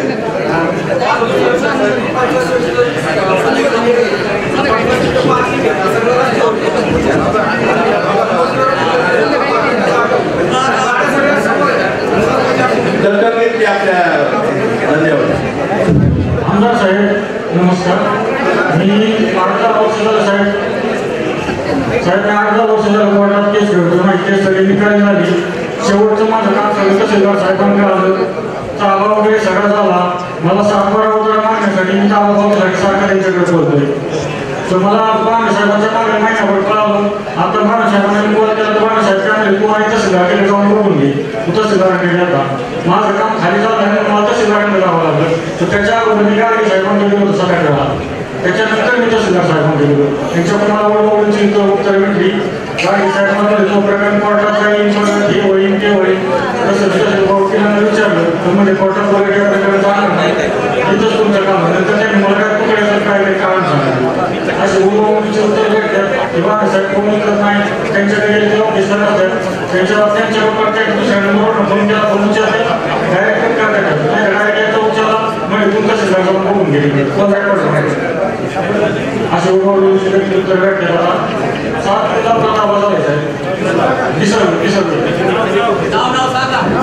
विष्णू बोलते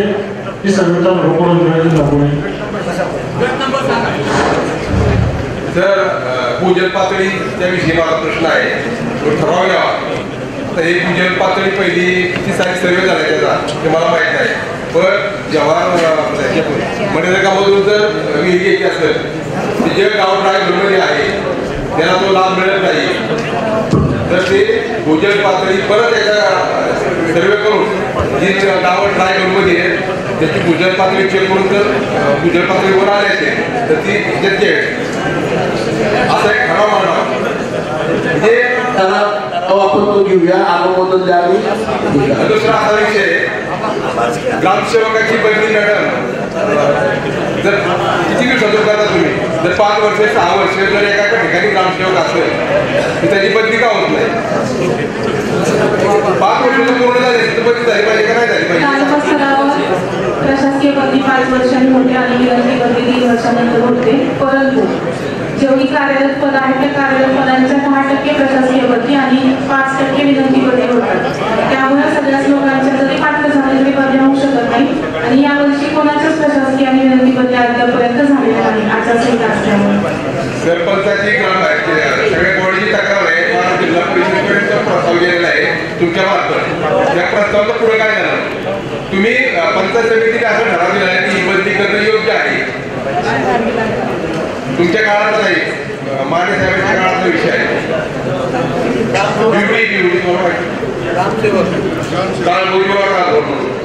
जिल्हा परिषदने अजून त्याच्यावर आम्हाला काही आदेश दिलेले नाही. आदेश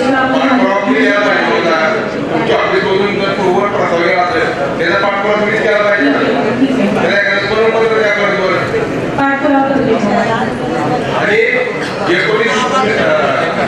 कोविडच्या काळामध्ये प्रशासन निवडणुका नव्हत्या त्या काळामध्ये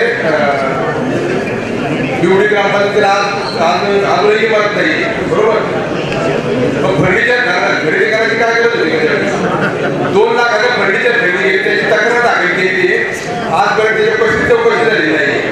फर्निचर खरेदी करता येते का प्रशासनाला चौकशी केली जाईल. विषय आताच आपण सांगितलं त्याच्यावरती चौकशी केली.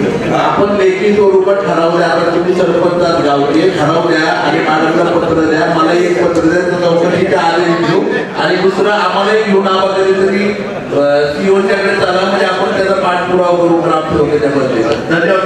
फक्त विषय मांडा तुम्ही उत्तर मागू नका. आता 1 मिनिट बाकी ज्यांना बोलू देत मग आपण शेवटी समारोप करा. बोला.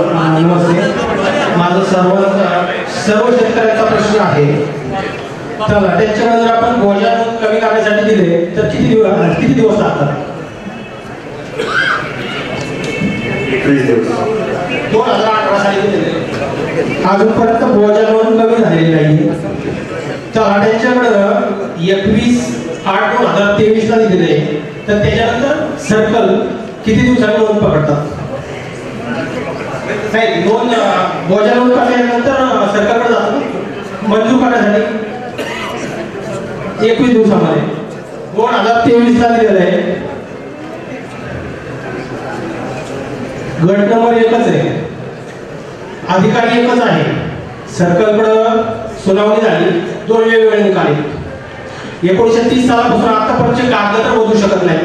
माणसं कागदावरच्या आलेपर्यंत होऊ शकतात, पण कागद बदलू शकत नाही. पण याच्यात हा निकाल बोलला म्हणजे सर्वसामान्य लोकांना फक्त त्रास द्यायचं काम हे प्रशासन लोक करतात. या लोकांच्या वरती कारवाई काय करणार ते फक्त मला पाहिजे. भोसले तुम्ही मुद्दा मांडलाय तो अतिशय योग्य चांगला आहे साहेब. मला एक सर्वसामान्य नागरिकांसाठी एक मुद्दा ठराव मांडायचा इथं आपल्या सगळ्यांच्या मान्यतेने साहेब की दप्तर दिलं नाहीये ना खालच्या लेवलवरती, तलाठी लेवलवरती, सर्कल लेवलवरती आणि सर्व खात्यांमध्ये मॅडम खालच्या लेवलवरती, ग्रामसेवक लेवलवरती पण होतीये. झिरो पेंडन्सी त्या ठिकाणी असावी.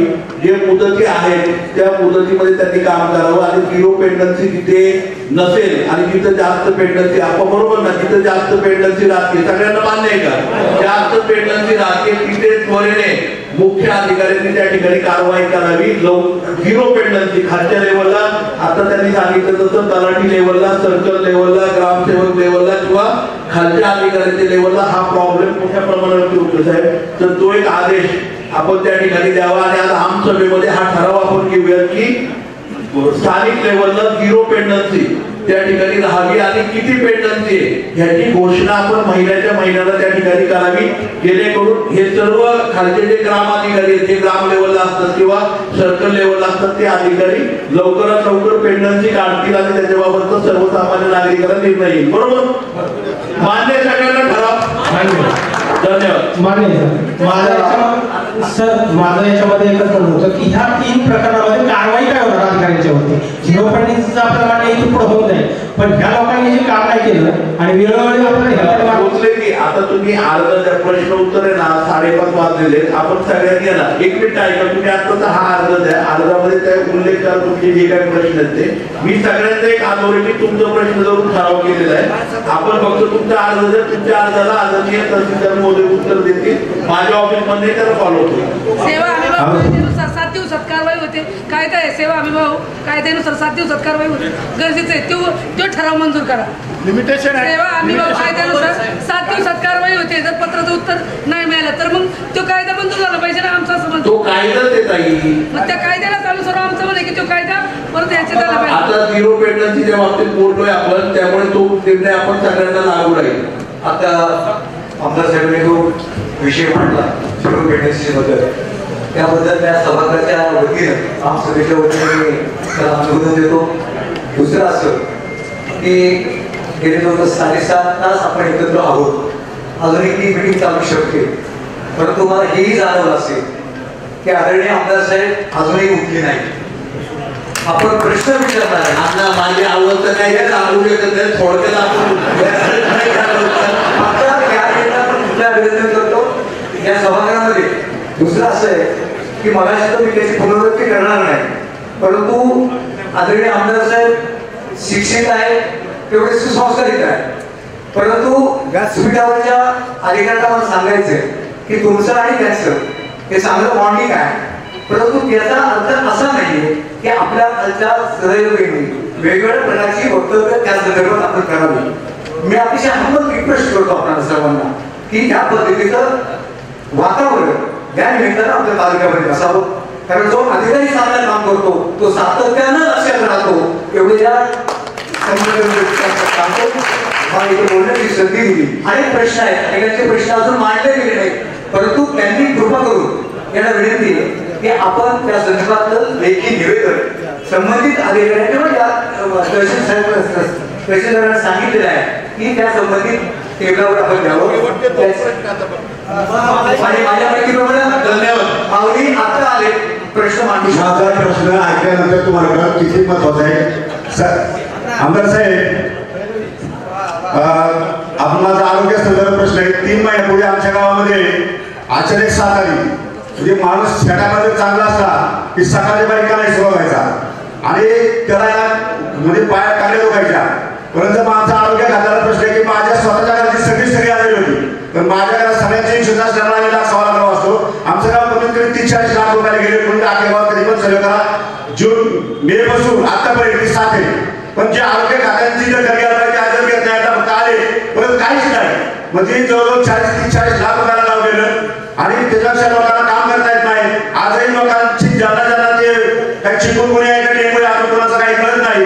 आरोग्य खात्याचा जी जबाबदारी आहे, कारण गावात जवळजवळ निम्म गाव आजारी पडलेले आहे. याचा सुरू झाला की गावात कुरोची गावात कुठल्या माणसाचा की अख्खं गाव जर आजारी पडत असेल तर तुमचं आरोग्य खातं करतंय काय, याचा कुठेतरी आपण विचार केला पाहिजे.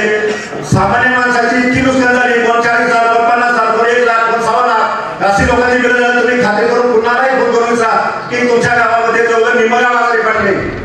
त्याच्याबद्दल कुठेतरी तालुक्याची जे आरोग्य खात्याची यंत्रणा आहे ही करते काय याचा फक्त आणि मेडिकल तपास लागत नाही. आजही लोक त्या आजाराने म्हणजे हे 3-3 महिन्याचे लोक आजारी आहेत. त्याची ही वस्ती झाली की ती वस्ती, ती वस्ती झाली ही वस्ती, असा गावाला संपूर्ण या लागलेला आहे. आरोग्य खात्याची जबाबदारी आहे करा तालुक्याच्या, असं आमची विनंती आहे की आरोग्य खात्याने सध्या आमचं गाव झाले.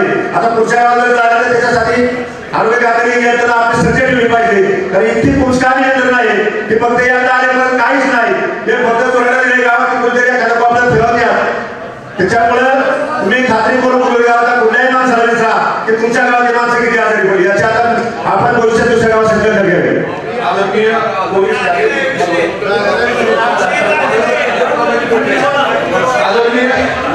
आदरणीय पोलीस विनंती आहे. पाणवडी घाटामध्ये जे हॉटेल आहे, आता तिथे व्हेज नॉनव्हेज हॉटेल जोरदार चालतात. तिथे पुण्यातील तरुण तरुणी येऊन प्रचंड प्रमाणात निघाले, अक्षरशः कपडे काढून नाचत असतात रोडवरती. काळगरी परिसरातून पाणवडीतून 90% लोक व्यवसायासाठी नोकरीसाठी सासवडला येतात. पूर्ण विद्यार्थ्यांवरती महिलांवरती बऱ्याच प्रमाणात परिणाम होत आहे. याची विनंती.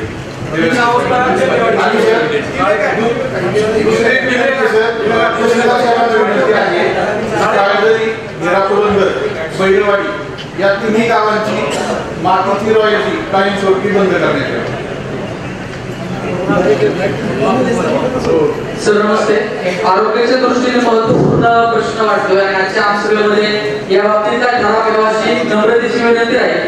पुरंदर तालुक्यामध्ये एकही महात्मा फुले जन आरोग्य योजनेच्या संदर्भातलं हॉस्पिटल आपल्या तालुक्यात एकही नाही. या योजनेचा लाभ तालुक्यातील अनेक गरजू जे पेशंट आहेत त्यांना घेता येत नाही. तर माझी कळकळीची विनंती आहे की आपल्या तालुक्यात एखादं तरी हॉस्पिटल या योजनेत यावं यासाठी आपण ठराव घ्यावा अशी खूप नम्रतेची विनंती. 4 अर्ज आपले पेंडिंग आहेत. ठराव तुम्ही मांडलेला आहे, तो तुम्ही ठराव मांडला म्हणून घेऊ आणि अनुमोदन बापूंनी दिलं. या ठिकाणी जो महात्मा फुले दवाखान्याचा विषय मांडला त्या विषयाला मी आमसभेच्या वतीनं अनुमोदन देतो. या ठिकाणी माझा एक विषय आहे सर. मी पाठीमागच्या वेळेला साहेबांना शिवाच्या हत्तीचा विषय मांडला होता, गेवरी आणि सासवड. त्या ठिकाणी मला एकच सांगायचे सर की बांधकाम खात्याची लोक कोणीत आणि सासवड जो रस्ता आहे त्या रस्त्याच्या कडेला जे पुलाची कामं झालेली आहे तर त्याच्यावर नियंत्रण कोण ठेवतं. तर ते पूर्ण ते वारकऱ्यांचं जे पाणी येतं त्या पाण्याचे ते जे पूल होते ते पूल पूर्णपणे बंद केलेले आहेत. तर त्याची चौकशी सुद्धा केलेली नाही. तर ते बांधकाम खात्याने सांगावं की पुलाचे काम करून ते नळ्या का बंद केलेले आहेत. रस्त्याच्या लोकांचं त्या ठिकाणी रस्त्याचंही नुकसान होते आणि त्या ठिकाणी शेतकऱ्यांचं मोठं नुकसान होते पाणी आल्यामुळं. तर ते खुल्लं करून द्यावं एवढी त्या ठिकाणी अपेक्षा आहे. आणि रस्त्याचा जो विषय आहे तो पण आम्हाला क्लिअर करून द्यावा आधीचा आणि रस्ता खुल्ला करून मिळावा. आणि दुसरे कोंडवा मागे जाणारा जो रस्ता आहे ते शाळेच्या ठिकाणी त्या ठिकाणी नाव गतिरोधक करून मिळावे. सोळा मंदिराचे पण गतिरोधक मिळावे. प्रश्न असा आहे की जेऊर पिसोटी खंडोबाचं मंदिर आहे, तिथं स्वयंभू मंदिर आहे आणि 965 रस्ता दाखवले आणि यंदा पत्र दिलं होतं. ते म्हणले आम्ही तुम्हाला CD वर करून देतो तिथं वरतून, पण अजून काय त्याची कार्यवाही झालेली नाही. 965 रस्ता. आणि दुसरा प्रश्न असा आहे की जो रस्ता पालखी मार्ग आहे त्या रस्त्याला 2 रेल्वे झाल्यामुळं आणि आता पाऊस असल्यामुळं 2 व्हीलरवाले थोडे जरी घसरले तरी एवढे ऍक्सिडेंट होतात तिथं रेल्वे गेटमध्ये. म्हणून तो ओव्हरब्रिज किंवा अंडरग्राऊंड व्हावा रेल्वे लाईनला, कारण तो जुना रस्ता आहे. जर तिथं अर्धा पाऊण तास 2 रेल्वे आल्या तर जातात. दुसरा तिसरा प्रश्न, मुख्यमंत्री ग्राम सडक योजनेत पिसुर्टी वाला हा रस्ता 5,29 लाख रुपये त्याच्यावर पडले, पण पिसुर्टी नाव दिसतं पिसुर्टीचं आहे, अर्धा किलोमीटर सुद्धा पिसुर्टीला त्याचा फायदा होत नाही. ठोंबरे वस्तीपासून रस्त्याचा सर्वे झाला आणि तो कशात कमी झाला, तो ठोंबरे वस्तीपासून रस्ता व्हावा ही एक विनंती आहे. आणि दुसरा एक शेवटचा प्रश्न आहे आमदार साहेब, लहान मोठे गावं भरपूर तिथं हवाळा माईकचा प्रयत्न करू, माईक येत नव्हता, मागच्या लोकांना भरपूर बोलायचं राहिलं तर पुढच्या आमसभेला आपल्या प्रत्येक गावाला 5 मिनिटं, मोठ्या गावाला 15 मिनिटं, नगरपालिकेला अर्धा तास द्या आणि जनरल विषयाला 2 तास द्या, पण प्रत्येक गावाला 5 मिनिटं तरी बोलायला संधी मिळावी असा एक ठराव म्हणतो. साहेब आपण जे मांडलं त्याच्याबद्दल आता प्लीज मी तहसीलदार साहेबांनी मला माहिती दिली होती पांडेश्वर आणि नाझरे कपामध्ये वाढवली येत होती, तेव्हा मी कलेक्टर साहेबांना खनिकरला पण तक्रार केली. तर साहेब तिथून जवळजवळ 15,000 ब्रास वाढचा उपसा झालाय. प्रत्यक्ष तुमच्या डेपोला तर सरकारला 1 ब्रास पण वाढ मिळाली आणि तुम्ही विकली पण नाही.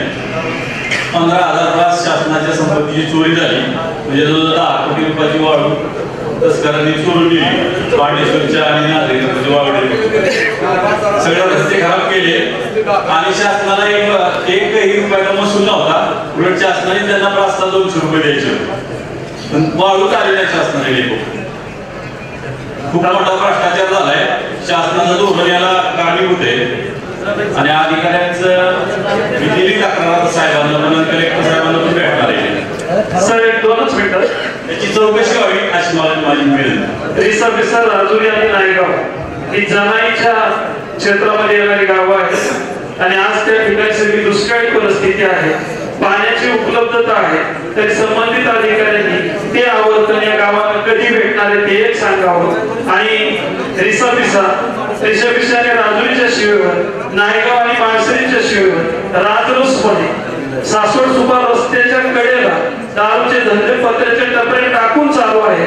त्याच्यामुळे प्रत्येक गावातली तिकडची सगळी सामाजिक स्थिती बिघडलेली आहे. याच्याबद्दल संबंधित अधिकाऱ्यांना आपण कल्पना द्यावी की ते दारूचे धंदे ताबडतोब बंद व्हावे. आमदार साहेब एकच सासवडचा विषय झाला आपला सासवड मध्ये 2 मिनिट याचं उत्तर खेडे साहेबांनी सांगितलं विलासराव जे तो विषय नायगाव आणि परिसरामधल्या माळशिरस परिसरातले दारूचे धंदे, मगाशी पानवडी हॉटेलचा विषय सांगितला किंवा इतरही हॉटेल जे आहेत तालुक्यामध्ये सगळे हॉटेल की ज्या ठिकाणी चुकीचे प्रकार चालतात ते त्वरित पोलिसांनी कारवाई करावी असा आपण ठराव त्या ठिकाणी करतोय. आणि कुठल्याही परिस्थितीत पोलिसांनी संबंधित हॉटेल्स आणि संबंधित दारूच्या धंद्यांवरती कारवाई करावी. त्याचप्रमाणे 1 मिनिट त्याचप्रमाणे जाणाई योजना जी आहे त्याचं पुरंदर जे अधिकारी आले, मला वाटतं जाणाई शिवताईचे अधिकारी आले नाही तिथं, परंतु जाणाई शिवताईचा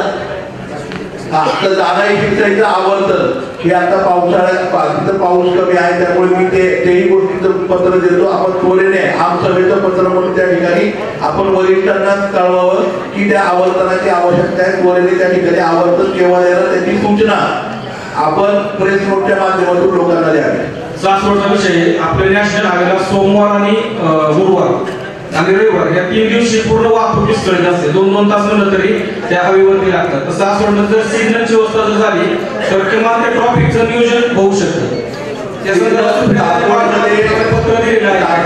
सिग्नल आणि सासवड जेजुरीमध्ये CCTV लावावे, चोरीसाठी पण आणि ठिकाणमध्ये गोळीबाराची घटना झाली किंवा दुर्दैवी घटना होतं त्यासाठी CCTV काय आपण आमदार निधीमधून लावू शकत नाही.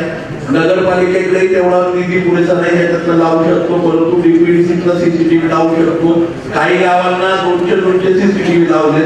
त्यामुळे आपण हे मागे सांगितल्याप्रमाणे जसं आपल्या सासवड आणि जेजुरीमध्ये सुद्धा मोठ्या प्रमाणावरती आणि नारायणपूर म्हणजे तीर्थक्षेत्राची गाव आहे तिथे CCTV लावावे. त्याच्यासाठी आपण आता ह्याच्यामध्ये ठराव करू. दुसरं एक मला एक व्हॉट्सअप आता आलाय ते संबंधित सगळे जण बोलू शकत नाही. सोपारगाव विषय वगैरे सगळीच मंडळी आहेत. त्यांनी माझ्यासमोर दिला सर्वे नंबर 67 शेतजमीन महारवतन 93, 94 आणि 95 या तिन्ही महारवतनाच्या जागेमध्ये मोठ्या प्रमाणावरती मागच्या 2 वर्षापासून दहशत माजवली जाते, गुंडगिरी झालेली आहे. सर्वसामान्य महार समाजातील त्याचप्रमाणे एसटी शेड्यूल कास्टच्या समाजामधील सर्वसामान्य लोकांना त्या ठिकाणी दहशत करून खरेदी केली गेलेली आहे. तरी संबंधितांची विनंती आहे, आम्ही समाजासमोर लोकांच्या समोर येऊ शकत नाही, तरी अर्ज लेखी स्वरूपात दिला तो अर्ज त्यांनी बाहेर सबमिट केलेला आहे. त्याप्रमाणे आजच्या आमसभेमध्ये ठराव घ्यायला त्यांची विनंती आहे की ठराव घ्यावा, सदरची जमीन ही सरकारने ताब्यात घ्यावी आणि आम्हाला मोबदला द्यावा, कारण आमच्यावरती त्या ठिकाणी मोठ्या प्रमाणात होतं. तो एक ठराव आपण या ठिकाणी घ्यावा. पोलीस स्टेशनचा आता आपण म्हटलेला तो एक ठराव पालवडी आणि इतर सर्वांचा. त्यानंतर हा सर्वे नंबर 93, 94 आणि 95चा ठराव. त्याचप्रमाणे आता सांगितलेला जाणारी शिटलाईचा ठराव माणिकराव चोरमले पाटलांनी सांगितलेला जो रस्त्याचा संबंधामध्ये आहे, तो ज्या ठिकाणी रस्ता झालेला आहे तो रस्ता घेता येत नाही, इतर निधीमधून झालेला आहे, त्यामुळे तो रस्ता राहिला तरी सुद्धा पंतप्रधान सगळीकडे आपण ती मीटिंग लावून कसा अंतर्भूत करता येईल त्रुटी हे आपण त्याच्यामध्ये बघूयात. एवढं त्या ठिकाणी सांगतो. मला वाटतं तुम्ही जो मगाशी विषय मांडला महात्मा फुले तेच ना हॉस्पिटलचा त्यांनी जो विषय मांडला महात्मा फुले योजनेचा, त्याच्यामध्ये 4 हॉस्पिटलनी जेजुरी आणि सासवडच्या त्या ठिकाणी ऍप्लिकेशन केलेलं आहे. तर तोही ठराव आपण या ठिकाणी मांडतो की लवकरात लवकर आरोग्य मंत्र्यांनी आमच्या पुरंदर तालुक्यातल्या एका तरी हॉस्पिटलला त्या ठिकाणी परवानगी द्यावी, जेणेकरून त्या महात्मा फुले योजनेचा लाभ हा सगळ्यांना मिळू शकेल. हा एक ठराव आपण त्या ठिकाणी करतोय. अण्णांनी आपण सगळ्यांनी मागे सांगितलं की अनेक लोक चोरमले पाटील पण म्हणाले मागे अनेक लोक किंवा अनेकांना त्या ठिकाणी उल्लेख करायचा आहे, परंतु अनेकांना बोलायचंय. आज जवळपास 7 तास ही मीटिंग या ठिकाणी 7 तास मला वाटते 25 मिनिटं ही मीटिंग या ठिकाणी चाललेली आहे. आपण सगळेजण उपस्थित आहात. पाऊस असतानाही मोठ्या संख्येने उपस्थित आला. या ठिकाणी आदरणीय प्रांत मॅडम असतील, तहसीलदार साहेब असतील, व्हिडिओ मॅडम असतील, सर्वच सरकारी अधिकारी वेगवेगळ्या खात्याचे सगळेजण उपस्थित आहेत. आपण सगळे या तालुक्याचे सर्व मान्यवर, आजी माजी पदाधिकारी, सर्व मान्यवर नेते मंडळी, ग्रामपंचायत सदस्य, ग्रामपंचायतीचे सर्व पदाधिकारी, सर्वसामान्य नागरिक, महिला भगिनी आहेत. आपण सगळ्यांनी जे प्रश्न मांडले ते सगळे प्रश्न त्या ठिकाणी व्हिडिओ रेकॉर्ड केलेले आहेत. आपण जे काही खाली बाहेर अर्ज दिलेले तेही अर्ज सगळे त्या ठिकाणी ग्राह्य धरलेले आहेत. मला जरी आता हा मी अर्ज वाचून दाखवला असला तरी सगळे अर्ज त्या ठिकाणी ग्राह्य धरलेले आहेत. हे सगळे अर्ज घेऊन त्याचा पाठपुरावा त्या ठिकाणी आपल्या सगळ्यांचं लोकप्रतिनिधी म्हणून मी करेन. त्याचप्रमाणे प्रत्येक डिपार्टमेंट सुद्धा प्रत्येक खात्याला मी आपल्या आमसभेच्या माध्यमातून सूचना देतो. या ठरावाच्या प्रती त्या ठिकाणी काढल्या जातील, ते प्रेस नोट दिली जाईल आणि संबंधित महाराष्ट्र शासनाला किंवा संबंधित वरिष्ठ जिल्हा पातळीवरच्या अधिकाऱ्यांना त्या ठिकाणी ते ठराव दिले जातील. त्याचबरोबर आपण ज्या काही सूचना, ज्या काही ठराव मांडलेले त्या सगळ्याची कारवाई होण्यासाठी आपला लोकप्रतिनिधी म्हणून त्या ठिकाणी फॉलोअप होईल. आपण दिलेल्या सगळ्या अर्जांवरती काय कारवाई झाली किंवा त्याच्यावरती काय मोक्ष होतोय त्याचा पूर्ण ते काम झाल्याशिवाय त्याचा फॉलोअप सातत्याने होईल. आपल्याला त्या ठिकाणी वेळेवरती कधी काम होईल त्याची वेळ कळवली जाईल. जर वेळ लागणार असेल तोही वेळ कळवला जाईल. आपल्या प्रत्येक गोष्टीची नोंद त्या ठिकाणी होईल. या ठिकाणी जर काही मंडळींना अजूनही बोलायचं होतं पण आता वेळेअभावी बोलता येत नाही, तुमच्या जर काही सूचना, तुमचे जर काही प्रश्न असतील तर तेही प्रश्न आपण बाहेर अजून 1 तासभर त्या ठिकाणी मी मॅडमला आणि सरांना विनंती करेन की बाहेर 1 तास अजून अधिकारी थांबतील काही ते आपण अर्ज स्वीकारण्यासाठी, तर ते अर्ज आपण त्या ठिकाणी द्यावेत. त्या अर्जाप्रमाणे आपण त्या ठिकाणी कारवाई करूयात एवढी विनंती करतो. आपण सगळेजण या ठिकाणी आमसभेला उपस्थित राहिलात. खरं म्हणजे वरुण राजेचं पण आज आपल्याला सगळ्यांना धन्यवाद मानले पाहिजेत. काल संध्याकाळी 4 वाजता आपलं गराडे धरण भरलंय, पाणी खाली गेलंय. आज वाळून पण पाण्याने क्रॉस केलंय, म्हणजे आज वाळूंच्या जवळ आला तर क्रॉस झाला असेल वाळून आतापर्यंत, परंतु माहूर पण भरलंय, वडाची मळईवरती भरली, पिलनवाडीकडे चांगलं पाणी, म्हणजे सगळीकडे मला वाटतं की यावर्षी चांगला हे राहणार आहे. पुरंदरचं जाण्याची सुद्धा आपल्या सगळ्यांना मनापासून शुभेच्छा देतो. माझी एकच विनंती आहे, लोकप्रतिनिधी म्हणून या ठिकाणी जरी सर्व अधिकारी वर्गाच्या बरोबर असलो तरी सुद्धा मला असं म्हणायचं की आपल्यामध्ये आणि अधिकाऱ्यांच्या मध्ये समन्वय करून मी अधिकाऱ्यांनाही विनंती करेन, सर्व प्रमुख तालुक्याचे अधिकारी त्यांनाही विनंती करेन, तुमची टीम सुद्धा या ठिकाणी उपस्थित आहे. मागाशी काही पंचायत समितीचे अधिकारी होते, मला एकच विनंती करायची की आपण सगळ्यांनी प्रत्येकाचा मान सन्मान ठेवावा. सर्वसामान्य शेतकरी थकून हारून 4 तासानंतर तो सासवड 2 तासानंतर सासवडला पोहोचतो आणि एखाद्या प्रश्नासाठी जर सातत्याने यायला लागलं तर त्यालाही अडचण तयार होते. त्याची मानसिकता समजून घेऊन आपण उत्तर दिले पाहिजे. काही वेळेस काही अधिकाऱ्यांच्याकडून अपशब्द जातो की आपण गोडपणे पाळावं. मी सुद्धा 7 तास बसून राहिलो, कारण मला असं वाटतं की अधिकाऱ्यांनी सुद्धा आपली जबाबदारी आहे. फक्त गोड बोलून बऱ्याच गोष्टी होतात, याचा अर्थ गोड बोलून फक्त कामं करू नका असंही व्हायला नको. आपण कामांनाही प्राधान्य द्यावं एवढी नम्रपणे विनंती सर्व माझ्या जनतेच्या वतीने करतो. आपल्या सगळ्यांचे मनापासून आभार मानतो, सर्व अधिकारी वर्गाचे मनापासून आभारी मानतो आणि आदरणीय मॅडमला सांगतो आपण आभार मानून हा आमचा समाप्त. आणि सर्व पत्रकार बंधूंचं खूप मनापासून या ठिकाणी आभार मानतो. तुम्ही सर्वसामान्य नागरिकात पुरवठ्याचे तुम्ही सहभाग घेतला, तुम्ही काही प्रश्न मांडले, प्रसार माध्यमांना आमसभेची प्रेस नोट त्या खात्याच्या माध्यमातून मिळेल, ठरावाच्या प्रती आपल्या सगळ्यांना मिळतील आणि आपल्या सगळ्यांना प्रेसला आम्ही 2 दिवसामध्ये एक वेगळी प्रेस कॉन्फरन्स त्या ठिकाणी घेऊ. तुमचे सर्व पत्रकार बंधूंचे मनापासून आभार. आपण सगळ्यांनी आमच्या सगळ्यांच्या बरोबर वडापाव खाल्ल्याबद्दल पण पत्रकारांचे आभार. आजच्या आपल्या आमसभेसाठी सन्माननीय अध्यक्ष महोदय यांनी उपस्थिती लावली आणि पूर्ण वेळ या ठिकाणी थांबून आपल्या सर्व प्रश्नांचं निवारण करण्याचा प्रयत्न केलेला आहे. त्यासाठी मी सन्माननीय अध्यक्ष महोदय आमदार साहेब श्री संजय जगताप यांचे सचिव या नात्याने त्यासोबत प्रशासनाच्या वतीने आभार मानते.